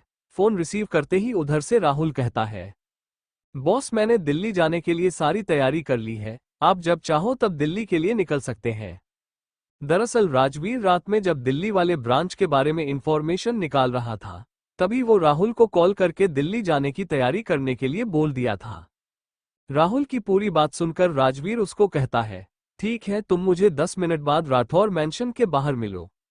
अपनी बात कहकर राजवीर फोन डिस्कनेक्ट कर दिया था। फोन डिस्कनेक्ट करने के बाद राजवीर आईने के सामने आकर अपना बाल सेट कर रहा था। तभी राजवीर को आईने में सोनाली का ऑक्स दिखने लगा, जो बेड पर बैठकर छोटे बच्चे की तरह मुस्कुराते हुए राजवीर को निहार रही थी। सोनाली को देखते ही राजवीर के एक्सप्रेशनलेस चेहरे पर छोटी सी मुस्कान आ गई थी। इस अवतार में राजवीर को कोई भी लड़की देख ले तो उस पर अपना दिल हार बैठे। उसके होठों की कातिलाना मुस्कुराहट उसके चेहरे पर गजब लग रहा था। राजवीर मुस्कुराते हुए बहुत हैंडसम लग रहा था। 3 पीस व्हाइट कलर का सूट पहने वालों को जेल से सेट किया हुआ, हाथ में ब्रांडेड वॉच और पैरों में ब्रांडेड शूज पहने किसी मॉडल से कम नहीं लग रहा था। राजवा अपनी आंखों में चमक लिए सोनाली को नहीं आ रहा था। तभी किसी ने उसके गेट पर नॉक किया। गेट नॉक होते ही राजवीर अपने होश में आया और बाहर खड़े इंसान को जवाब देता है, तुम जाओ, मैं बस 2 मिनट में आ रहा हूं। इतना कहकर राजवीर वापस खुद को आईने में देखता है। अब वहां कोई नहीं दिख रहा था, जिसे देख राजवीर अपना सर झटक कर कहता है, कल की तरह फिर से मुझे बेहम हो रहा होगा। ये लड़की सच में तो चली गई यहां से, लेकिन पता नहीं क्यों ये लड़की बार बार मुझे हर जगह परेशान करने आ जाती है। खुद से इतना कहकर राजवीर नाश्ते के लिए नीचे डाइनिंग हॉल में चला गया था। राजवीर को नाश्ते के लिए आता देख सुहानी अपने पास रखा चेयर राजवीर के लिए बाहर खींचती है, लेकिन राजवीर उसे इग्नोर करते हुए दूसरे चेयर पर जाकर बैठ गया, जिसे देख वहां खड़े सारे नौकर अपने मुंह दबाकर हंसने लगे। सुहानी नौकरों को अपने ऊपर ऐसे हंसते देख उन सभी को घुरते मन ही मन कहती है, एक बार मैं इस घर की मालकिन बन जाऊं, फिर मैं तुम लोगों को बताऊंगी कि मेरे ऊपर हंसने का अंजाम क्या होता है। खुद से इतना कहकर सुहानी बिना नाश्ता किए अपने पैर पटकते हुए अपने कमरे की तरफ चली गई। सुहानी को ऐसे जाते देख कोई कुछ नहीं कहता है, क्योंकि सबको पता था कि सुहानी राजवीर से सिर्फ एक तरफा प्यार करती है, क्योंकि राजवीर को सुहानी में कोई इंटरेस्ट नहीं था। पेपर खत्म होने के बाद सोनाली वॉशरूम की तरफ गई थी। फ्रेश होकर सोनाली 10 मिनट बाद वॉशरूम से बाहर आई तो किसी ने उसका हाथ पकड़कर अपनी ओर खींच लिया और उसके साथ बदतमीजी करने लगा। सोनाली को जैसे ही महसूस हुआ कि किसी ने उसको कस के पकड़ लिया है, तो उसके पकड़ से छूटने के लिए सोनाली कसमसाने लगी, लेकिन सोनाली को पकड़ने वाला इंसान बहुत ताकतवर दिख रहा था, जिसे सोनाली अपने आप को छोड़ा नहीं पा रही थी। उसी समय पीछे से किसी लड़की की आवाज आए। उस लड़की के आवाज सुनते ही सोनाली अपना सर उस ओर घूम आती है जिधर से आवाज आई थी, तो सोनाली के सामने उसकी कॉलेज फ्रेंड प्रीति खड़ी थी। प्रीति को देखते ही सोनाली की आंखों में चमक आ गई थी। सोनाली अपनी सारी ताकत लगाकर उस लड़के से छूटने की कोशिश कर रही थी। तभी सोनाली को एहसास हुआ कि वो लड़का गुस्से में किसी को घूर रहा है। उस लड़के को देखकर सोनाली मन ही मन मुस्कुराते हुए कहती है, तुम्हें बहुत शौक है ना हमें परेशान करने का, तो अब हम तुम्हें बताते हैं कि हम क्या कर सकते हैं। खुद से इतना कहकर सोनाली अपनी सैंडल का नोकली हिल उस लड़के के पैर पर रखकर मुस्कुराते हुए कहती है, ठीक है, तुम्हें बहुत शौक है ना हमारे करीब रहने का, तो अब बताओ अब तुम्हें कैसा लग रहा है? क्या अब तुम्हें पहले से बेहतर फील हो रहा है? सोनाली के ऐसा करने से उस लड़के को अपने पैर पर एक तेज दर्द महसूस हुआ। वो लड़का दर्द से कराह उठा और उस लड़के की पकड़ सोनाली से छूट गई। सोनाली उस लड़के के पकड़ से छूटते ही एक जोरदार तमाचा उस लड़के के गाल पर जड़ देती है, जिसे वो लड़का एक होंठ से अपना पैर और दूसरे हाथ से अपना गाल पकड़कर सोनाली को घूरने लगता है। सोनाली उस लड़के को अपनी ओर ऐसे घूरते देखकर कहा, तुम हमें घूरना बंद करो, कितनी बार कह चुके हैं कि हमें तुम में जरा भी इंटरेस्ट नहीं है, तो अपने लिए अपनी टाइप की लड़की ढूंढो और हमसे दूर रहो। वैसे भी अब हमारी शादी हो चुकी है। एक बात और, अगर हमारी शादी नहीं भी हुई होती तो भी हमें तुम जैसे प्लेबॉय में कोई इंटरेस्ट नहीं होता, क्योंकि जैसे लोग कपड़े बदलते हैं वैसे तुम जैसे अमीर जादे लड़कियां बदलते हो, इसीलिए तुम जैसे लड़कों से हमें सख्त नफरत है। तो ये हमारी लास्ट वार्निंग समझकर हमसे जितना हो सके उतना दूर रहो, नहीं तो हमसे बुरा कोई नहीं होगा। उस लड़के को वार्निंग देते हुए सोनाली प्रीति के पास जाकर कहती है, चल प्रीति घर चलते हैं, नहीं तो घर पर सब गुस्सा होंगे और 1000 सवाल करेंगे। हम इस प्लेबॉय की वजह से हमें घर पर खाने की बजाय डांट खाने को मिलेगी। वो लड़का सोनाली का नया रूप देखकर गुस्से में अपने पैर को सहलाते हुए सोनाली से कहता है, मैं तुमसे प्यार करने लगा था, लेकिन तुमने किसी और से शादी करके अपना खुद का ही नुकसान किया है। वो लड़का कैसा है, कौन है, ऐसे चोरी चुपके कौन शादी करता है? जिस तरह तुम्हारी शादी हुई है, इससे तो यही लगता है कहीं पैसों के लालच में आकर तुम किसी बुढ़े से शादी करके तो नहीं आ गई। उस लड़के की ऐसी बातें सुनकर सोनाली को कुछ समझ नहीं आ रहा था कि वो अपने सामने खड़े बेवकूफ लड़के को क्या जवाब दे, क्योंकि उसके आंखों के सामने राजवीर का मस्कुलर बॉडी घूम रहा था। सोनाली को ऐसे चुप देखकर वो लड़का आगे कहता है, कहीं मेरी बातें सच तो नहीं जिसकी वजह से तुम ऐसे चुपचाप खड़ी हो? उस लड़के की ऐसी कड़वी बातें सुनकर सोनाली की नीली आंखें नम हो गई थी। वो अपने आप संभालते हुए उस लड़के से कहती है, पहली बात, हमें प्यार व्यार से दूर दूर तक कोई लेना देना नहीं है, क्योंकि हमें अपने सपने के आगे और कुछ दिखाई नहीं देता है। और रही बात हमारी शादी की, तो वह लड़का जो भी हो तुमसे करोड़ों गुना बेहतर है, तो आगे से अपनी जुबान खोलने से पहले 100 बार सोच लेना। उस लड़के से इतना कहकर सोनाली गुस्से में अपना पैर पटकते हुए वहां से जाने लगती है। सोनाली को ऐसे जाते देखकर प्रीति उसको रोकते हुए कहा, यार तू इतना गुस्सा क्यों हो रही है? चलना, पहले हम कुछ खाते हैं फिर घर चलेंगे। प्रीति के बातें सुनकर भी सोनाली इग्नोर करते हुए कॉलेज के गेट की तरफ बढ़ने लगी। सोनाली को ऐसे चुपचाप जाते देख प्रीति अपने मन ही मन कहा, इस लड़की को आज हो क्या गया है? अगर इसको इतना ही गुस्सा आ रहा था तो इस लड़के को और 2-4 थप्पड़ लगा देती। ऐसे गुस्से में जहां क्यों रही है? सोनाली को ऐसे गुस्से में कॉलेज से बाहर निकलते देख प्रीति भी अपने सर को झटकते हुए सोनाली के पीछे भागती और उसको आवाज लगाते हुए कहा, रुक तो यार, मैं आ रही हूं ना, ऐसे भाग क्यों रही है? वहीं दूसरी तरफ वॉशरूम के बाहर सोनाली और प्रीति के वहां से जाते ही वहां 2 हटे कट्ठे आदमी यूनिफॉर्म पहने उस लड़के के सामने आकर खड़ा हो गया और दोनों बॉडीगार्ड उस लड़के का एक एक हाथ पकड़ा और उसको हवा में उठा लिया और कॉलेज के पिछले गेट से ले जाते हुए अपने गाड़ी के पिछले सीट पर फेंक दिया और गाड़ी के अगली सीट पर दोनों सेटल हो गए। ड्राइविंग सीट पर बैठते ही वो दोनों बॉडीगार्ड अपने गाड़ी का गेट लॉक कर दिया और हवा की रफ्तार से अपनी गाड़ी को वहां से लेकर चला गया। दोनों बॉडीगार्ड आपस में बात करते हुए कहा, यार आज बहुत दिन बाद हमें प्रैक्टिस करने का मौका मिला है। आज तो हम जी भरकर पंचिंग का प्रैक्टिस करेंगे, क्योंकि हमें आज फ्री का पंचिंग बैग जो मिल गया है। अपने पास बैठे साथी की बात सुनकर पैसेंजर सीट पर बैठा बॉडीगार्ड कहता है, वो सब तो ठीक है, लेकिन आज लेडी बॉस को कुछ हो जाता तो बॉस हमें जिंदा नहीं छोड़ते। उसके बात सुनकर ड्राइव कर रहा बॉडीगार्ड कहता है, हमारी लेडी बॉस को कुछ नहीं होगा, क्योंकि जितना हम लोग उन्हें कमजोर समझते थे वो इतना भी कमजोर नहीं है। वो अपने आप को प्रोटेक्ट करना अच्छे से जानती है, बॉस तो खामखा परेशान होते रहते हैं। दोनों बॉडीगार्ड आपस में बहस करते हुए अपने मंजिल के लिए निकल गए। ये बॉडीगार्ड किसी और का नहीं बल्कि राजवीर का था। जब उस दिन राजवीर सोनाली का इन्फॉर्मेशन राहुल से कहकर निकलवाया था, तो उस दिन इसी लड़के के बारे जानकर राजवीर के फेस पर इतना सारा गुस्सा दिख रहा था। उस इन्फॉर्मेशन में बताया गया था कि किस तरह सोनाली जब भी कॉलेज जाती है तो वो लड़का सोनाली को परेशान करता है और हर टाइम उसके पीछे हाथ धोकर पड़ा रहता है, जिसे पढ़कर राजवीर का खून खौल उठा था। और जब सोनाली दरभंगा वापस आ रही थी तो उसी दिन राजवीर ने राहुल से कहकर सोनाली के पीछे सीक्रेटली 2 बॉडीगार्ड लगा दिया था, जो सोनाली के हर एक पल का हिसाब राजवीर तक पहुंचा रहा था। सोनाली कब क्या कर रही थी, लेकिन उस बॉडीगार्ड को सख्त हिदायत मिली थी कि वो सोनाली के सामने ना जाए। इसलिए जिस टाइम वो लड़का सोनाली को परेशान कर रहा था तो बॉडीगार्ड दूर से ही उस लड़के को देख रहा था और सोनाली के जाते ही उस लड़के को उठाकर अपनी गाड़ी में भरकर लेकर चला गया। ये लड़का कोई और नहीं बल्कि इसी कॉलेज के ट्रस्टी अखिलेश झा का बेटा है, जो इस कॉलेज के 20% के शेयर होल्डर है। और ये लड़का अपने बाप के पैसों के दम पर इतना हवा में उड़ता रहता है। इस लड़का का नाम नितेश झा है। ये कई बार फेल हो चुका है, लेकिन अपने बाप के दम पर हर बार ये लड़का कॉलेज से निकलने से बच जाता है। वहीं दूसरी तरफ एक सुनसान सड़क पर राजवीर के दोनों बॉडीगार्ड एक लड़के को पीट रहा था और वह लड़का बस दर्द से चिल्लाए जा रहा था। वो लड़का दर्द से कराहते हुए कहता है, अरे तुम दोनों कौन हो? मुझे यहाँ ऐसे उठाकर क्यों लाए हो और मुझे पीट क्यों रहे हो? तुम दोनों को पता नहीं मेरे डैड कौन है? अगर उन्हें पता चला कि तुम दोनों मेरे साथ मारपीट कर रहे हो तो वो तुम दोनों को जिंदा नहीं छोड़ेंगे। नितेश का मुंह एक काले कपड़े से पूरी तरह कवर था और उसका दोनों हाथ पीछे बंधा हुआ था, जिसके वजह से ना तो नितेश उन दोनों को देख पा रहा था और ना ही नितेश उनसे बचने के लिए कुछ कर पा रहा था। ना ही नितेश को ये पता चल रहा था कि वो अभी कहां पर है और ये दोनों उसको क्यों पीट रहे हैं। वो बस दर्द में चिल्ला चिल्ला कर दोनों बॉडीगार्ड से बोल रहा था, देखो मुझे जाने दो, अगर तुम लोगों को पैसे चाहिए तो मैं अपने डैडी से कहूंगा, तुम्हें जितना पैसा चाहिए उतना वह तुम्हें देंगे, लेकिन मुझे जाने दो। और तुम लोग मुझे कहां लेकर आए हो? यहाँ इतना अंधेरा क्यों है?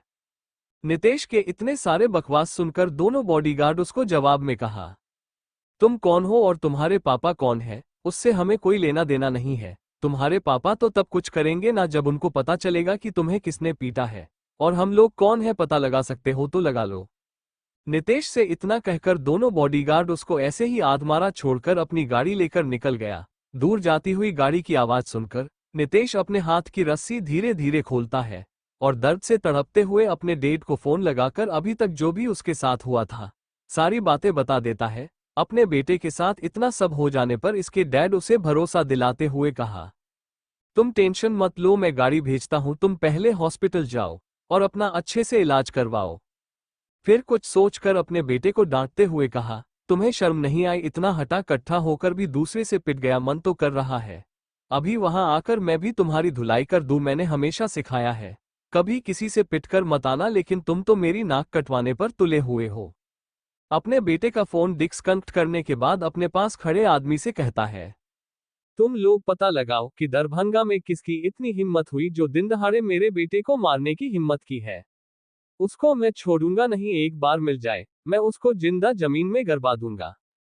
तुम लोग पता लगाओ कि दरभंगा में किसकी इतनी हिम्मत हुई जो दिन दहाड़े मेरे बेटे को मारने की हिम्मत की है। उसको मैं छोड़ूंगा नहीं, एक बार मिल जाए मैं उसको जिंदा जमीन में गाड़ दूंगा।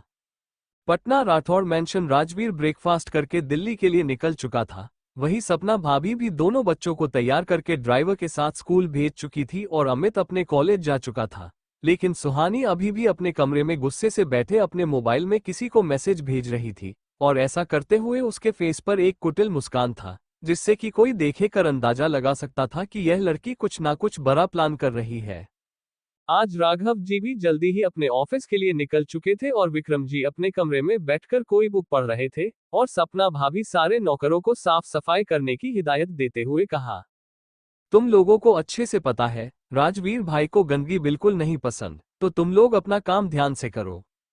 सारे सर्वेंट को समझाने के बाद सपना भाभी अपने कमरे की तरफ चली गई। दरभंगा एक 1 फ्लाइट में 2 बॉडीगार्ड लगातार किसी को फोन करने की कोशिश कर रहा था, लेकिन उसका फोन कनेक्ट नहीं हो पा रहा था, जिसके वजह से दोनों परेशान होकर इधर से उधर घूम रहे थे। फिर कुछ सोचकर दोनों एक दूसरे से कहा, तुम्हें पता है बॉस का फोन नहीं लग रहा है। अगर बॉस को पता चला कि मैम के साथ इतना सब कुछ हो गया और हमने उनको इन्फॉर्म नहीं किया तो हमारी खैर नहीं, लेकिन बॉस का तो फोन ही नहीं लग रहा है, बार बार स्विच ऑफ बता रहा है। अब हम क्या करें? उस बॉडीगार्ड के सवाल सुनकर पास खड़ा दूसरा बॉडीगार्ड बोला, कोई नहीं, जब बॉस का फोन कनेक्ट होगा तब हम उन्हें बता देंगे अब फोन नहीं लग रहा है, इसमें हमारी क्या गलती है। चल अब हम भी खाना खाते हैं, बहुत लेट हो गया। वैसे भी हम उस लड़के को जितना पिटाई किया है वो कई दिनों तक बेड रेस्ट पर ही रहेगा तो टेंशन की कोई बात नहीं है, तब तक मैम का पेपर आराम से खत्म हो जाएगा। दूसरी तरफ सिंघानिया हाउस में सोनाली जब से कॉलेज से आई थी तब से अपने रूम में ही अपने आप को बंद करके रखा था। पिछले 1-1.5 घंटे से वह अपने बाथरूम में शावर के नीचे बैठे अपने आप को रगड़ रगड़ के साफ करने की कोशिश कर रही थी। उसको ऐसा लग रहा था कि उस लड़के की छुअन अभी भी उसके बॉडी पर है, जिसे महसूस कर सोनाली को अपने आप से ही बहुत ज्यादा घिना रही थी। वो अपने आप को साफ करते हुए कहा, जब डेविल हमारे मर्जी जाने इतना सब कुछ किया हमारे साथ, फिर भी हमें उनके छूने से इतना बुरा नहीं लगा था जितना बुरा हमें आज लग रहा है। क्योंकि उसे कहीं ना कहीं यह एहसास था कि राजवीर उसका पति है, लेकिन नितेश के छूने से सोनाली को पता नहीं क्यों एक अजीब सी बेचैनी हो रही थी और उसको इतना गंदा फील हो रहा था कि जहां जहां नितेश ने उसको हाथ लगाया था वहां वहां अपने आप को रगड़ रगड़ के अपने बॉडी को पूरा लाल कर चुकी थी। उसी के साथ उसके आंसू सावर के पानी में मिल रहे थे, उसका आंख पूरा सूजकर लाल हो गया था। सोनाली अपने आप से एक जंग लड़ रही थी, तभी उसके गेट पर कोई नॉक करता है, जिसे सुनकर सोनाली अपने सेंसर्स में वापस आए, फिर एक बाथरूम पहन के वॉशरूम से बाहर आए और अपने कमरे के बाहर खड़े इंसान को जवाब दिया, आप जाओ हम बस 10 मिनट में आ रहे हैं। जिसे सुनकर बाहर खड़ा इंसान नीचे चला गया। बाहर खड़े इंसान के फुटस्टेप की आवाज सुनकर सोनाली अपने वार्डरोब के पास चली गई और अपने कपड़े निकालकर तैयार होकर नीचे की ओर चली गई। वही सोफे पर बैठे सोनाली के मम्मी पापा सोनाली को नीचे आते देख खड़े हो गए और उसके पास आकर बोले, बेटा बताओ आज का पेपर कैसा गया। तभी उनके नजर सोनाली की आंखों पर चली गई थी। सोनाली की मम्मी चिंता करते हुए सोनाली से सवाल करती है, बच्चा आपके आंखों में क्या हुआ, इतना लाल क्यों है और इतना सुजा हुआ भी है। अपनी मम्मी के सवालों को सुनकर अपना दर्द छुपाकर बहाना बनाते हुए बोली, कुछ नहीं मम्मी, वह आते समय आंखों में कुछ चला गया था, उसी के वजह से आंखें लाल हो गई हैं। आप टेंशन मत लो, कल सुबह तक ठीक हो जाएगा। तभी रित पीछे से आते हुए बोली, दी मैं आपके कमरे बाहर कितनी बार आई, मैंने गेट भी नॉक किया फिर भी आपने गेट नहीं खोला, इतनी देर से आप कमरे में क्या करे रही थी। रीत के सवालों को सुनकर सोनाली उसको एक झूठी मुस्कान दिखाते हो बोली, आज हमारा पहला पेपर था इसलिए हम बहुत थक गए थे और थकान की वजह हमारी आंख लग गई थी तो हम थोड़ी देर के लिए सो गए थे। सोनाली के बात सुनकर सोनाली की मम्मी बोली, कोई बात नहीं, आओ चलकर लंच कर लो, भूख लगी होगी, फिर आपको कल के लिए पढ़ाई भी तो करनी है। सोनाली अपनी मम्मी के बात सुन के सबके साथ बैठकर लंच की, फिर रीत के साथ अपने कमरे की तरफ चली गई। रीत अपने दी को इतना उदास देखकर कुछ पूछना चाहती थी, लेकिन पेपर की वजह से वो कुछ पूछ नहीं पाई और थोड़ी देर ऐसे ही इधर उधर की बातें करती रही। फिर सोनाली अपने पढ़ने के लिए बैठ गई और रीत अपने कमरे की तरफ चली गई, क्योंकि जब नीचे रीत खड़ी थी तभी उसके मोबाइल पर रमन का मैसेज आया था कि उसको कॉल बैक करें, क्योंकि रीत ने ही रमन को कॉल करने से मना किया था और सख्त हिदायत दी थी। मैं अभी घर पर ही रहती हूँ तो घर पर मम्मी चाची दादी दादाजी सब रहते हैं, तो मैं अगर उनके सामने बैठी रही और किसी ने देख लिया कि मेरे मोबाइल पर किसी अनजान नंबर से कॉल आ रहा है तो घर में बवाल हो जाएगा। इसीलिए आपको जब भी बात करना हो तो आप मैसेज कीजिएगा, मैं आपको कॉल बैक कर लिया करूंगी। रीत अपने रूम में पहुंचकर रमन को कॉल करती है। रीत कुछ बोल पाती उससे पहले ही रमन किसी बच्चे की तरह शिकायत करते हुए रीत से बोला, क्या बात है जान, मेरे मैसेज किए हुए 10 मिनट हो गए और आप अब कॉल कर रही हो, इतना इंतजार किस बात के लिए। रमन की शिकायत सुनकर रीत इधर से जवाब देती है, 1 मिनट बुलेट ट्रेन की स्पीड से कौन बोलता है, जरा सांस तो ले लो। और हाँ, मैं दी और दादी जी के साथ थी तो मैं आपको कॉल कैसे करती जरा बताओ, तो फोन किया नहीं कि शुरू हो गए। शिकायत करने फोन ही नहीं करती तो कैसे इतना सारा शिकायत करते, ये नहीं कि फोन की है तो थोड़ा बातें कर ले, बस शिकायत का पिटारा लेकर बैठ गए। मैं फोन रख रही हूँ, आप अपनी शिकायत करते रहो, किससे करना है। रीत फोन काट पाती उससे पहले ही रमन रिक्वेस्ट करते हुए बोला, सॉरी सॉरी सॉरी, अब आगे से मैं ऐसे कोई शिकायत नहीं करूंगा, प्लीज फोन मत काटो। रीत रमन के रिक्वेस्ट भरी टोन सुनकर और उसके माफी मांगने से थोड़ा रिलैक्स हुई, फिर दोनों बातें करने लगे। वही सोनाली पढ़ना छोड़कर अपने हाथों में मोबाइल लिए राजवीर का नंबर स्क्रीन पर निहार रही थी। नंबर को घूरते हुए सोच रही थी, फोन करूं या ना करूं, क्योंकि जिस दिन सोनाली राजवीर को फोन पर ठीक से जवाब नहीं दी थी उस दिन से राजवीर उधर से दोबारा कॉल ही नहीं किया था। सोनाली ये सब सोच रही थी, तभी उसके मोबाइल पर एक नंबर फ्लैश होने लगा, जिसे देखकर सोनाली के फेस पर छोटी सी स्माइल आ गई थी। वो मन ही मन कहती है, क्या डेविल अंतर्यामी है? हम अभी सोच ही रहे थे कि फोन करे या ना करे कि उधर से कॉल आ गया। सोनाली अपने सोच में गुम थी और फोन कट चुका था, तभी फिर से सोनाली का फोन रिंग हुआ, जिसे सुनकर सोनाली अपने ख्यालों से बाहर आई और फटाफट फोन उठाकर खिड़की के पास खड़ी हो गई। खिड़की से बाहर शहरों को देखते हुए सोनाली धीमी आवाज में बोली, हेलो। जिसे सुनकर राजवीर को एक अलग ही खुशी का अनुभव हुआ। राजवीर का जितना भी सोनाली के लिए गुस्सा था, वो सब गुस्सा सोनाली के एक हेलो से हवा की तरह गायब हो गया था और इस वक्त उसके फेस एक छोटी सी मुस्कान आ गई थी। राजवीर अपनी आंखें बंद करके सोनाली के सांसों को अपने अंदर महसूस करने की कोशिश कर रहा था, क्योंकि राजवीर के फोन करने से सोनाली की हार्टबीट काफी तेज हो गई थी, जिसे राजवीर फोन के उस साइड भी सुन पा रहा था। सोनाली अपने सांसों को नॉर्मल करते हुए फिर से बोली, हेलो। क्योंकि उधर से राजवीर कुछ भी नहीं बोल रहा था, इसलिए सोनाली इस बार कुछ तेज आवाज में बोली थी, जिसे सुनकर राजवीर अपने होश में आया और अपनी खुशी को छुपाते हुए सोनाली को जवाब दिया, फोन उठाने में इतना वक्त कौन लगाता है? अपना फोन कहीं पर रखकर भूल जाती हो क्या? या फोन पर भी मुझसे बात करने में तुम्हें कोई प्रॉब्लम हो रही हो तो बता दो, मैं आगे से फोन भी नहीं करूंगा। जिसे सुनकर सोनाली हड़बड़ाकर जल्दी जल्दी में जवाब दिया, ऐसा कुछ नहीं है, वो तो हम अपना मोबाइल बेड पर रख दिया था और मोबाइल भी साइलेंट था। हम साइड में बैठकर पढ़ाई कर रहे थे, फोन पर हमारा ध्यान ही नहीं गया, जिसकी वजह से हम फोन नहीं उठा पाए। वो तो हम टाइम देखने के लिए मोबाइल अपने हाथ में लिया तो देखा स्क्रीन चमक रहा था, तो हम बोलते बोलते सोनाली बीच में रुक गई। तब उसे रियलाइज हुआ कि उसने एक ही सांस में राजवीर को क्या क्या बोल दिया था, जिसे सोचकर सोनाली अपना सर शर्म से नीचे झुका लिया, जैसे मानो राजवीर उसके सामने ही खड़ा हो और उसको ऐसा करते देख लिया हो।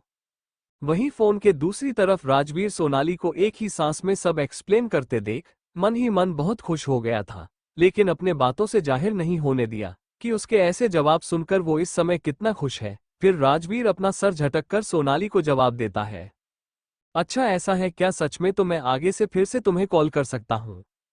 वही सोनाली राजवीर को ऐसे बेशर्म की तरह बात करता देखकर कुछ नहीं बोल पाई। सोनाली को कुछ ना बोलता देखकर फिर से राजवीर उधर से बोला, ठीक है, अगर तुम्हें मुझसे बात नहीं करना है तो मैं फोन काट रहा हूँ। जिसे सुनकर सोनाली बिना सोचे समझे बोली, फिर से बोल पड़ी। नहीं, सोनाली का ना सुनकर फिर से राजवीर के गुस्सैल चेहरे पर छोटी सी मुस्कान तैर गई थी, जो कुछ देर पहले सोनाली को चुप देखकर उसके फेस पर आ गया था। वो चुटकियों में गायब हो गया था और उसकी जगह उसके होठों पर एक छोटी सी मुस्कान आ गई थी। वहीं दूसरी तरफ सोनाली राजवीर से बहुत कुछ कहना चाहती थी, लेकिन वो कुछ भी कह नहीं पा रही थी और ऐसे ही थोड़ी देर बात करने के बाद दोनों एक दूसरे को बाय कहकर फोन रख दिया। राजवीर से बात करने के बाद सोनाली रीत के पास चली गई थी बैठने और ऐसे ही सोनाली के पेपर भी खत्म हो गए थे और वही राजवीर भी अब दिल्ली से वापस पटना आ चुका था और इस बीच रमन और रीत भी बहुत सारी बातें करते थे। वही सोनाली को भी अब कॉलेज में कोई परेशानी नहीं हुई, क्योंकि नितेश उस दिन के बाद कॉलेज आया ही नहीं और उधर अनाया और अमित भी एक साथ कॉलेज जा रहे थे। वही रमन अमित और अनाया को कॉलेज में ऐसे लवी डाबी होते देखकर रमन दोनों से गुस्सा होकर साइड में चला बैठने चला गया था।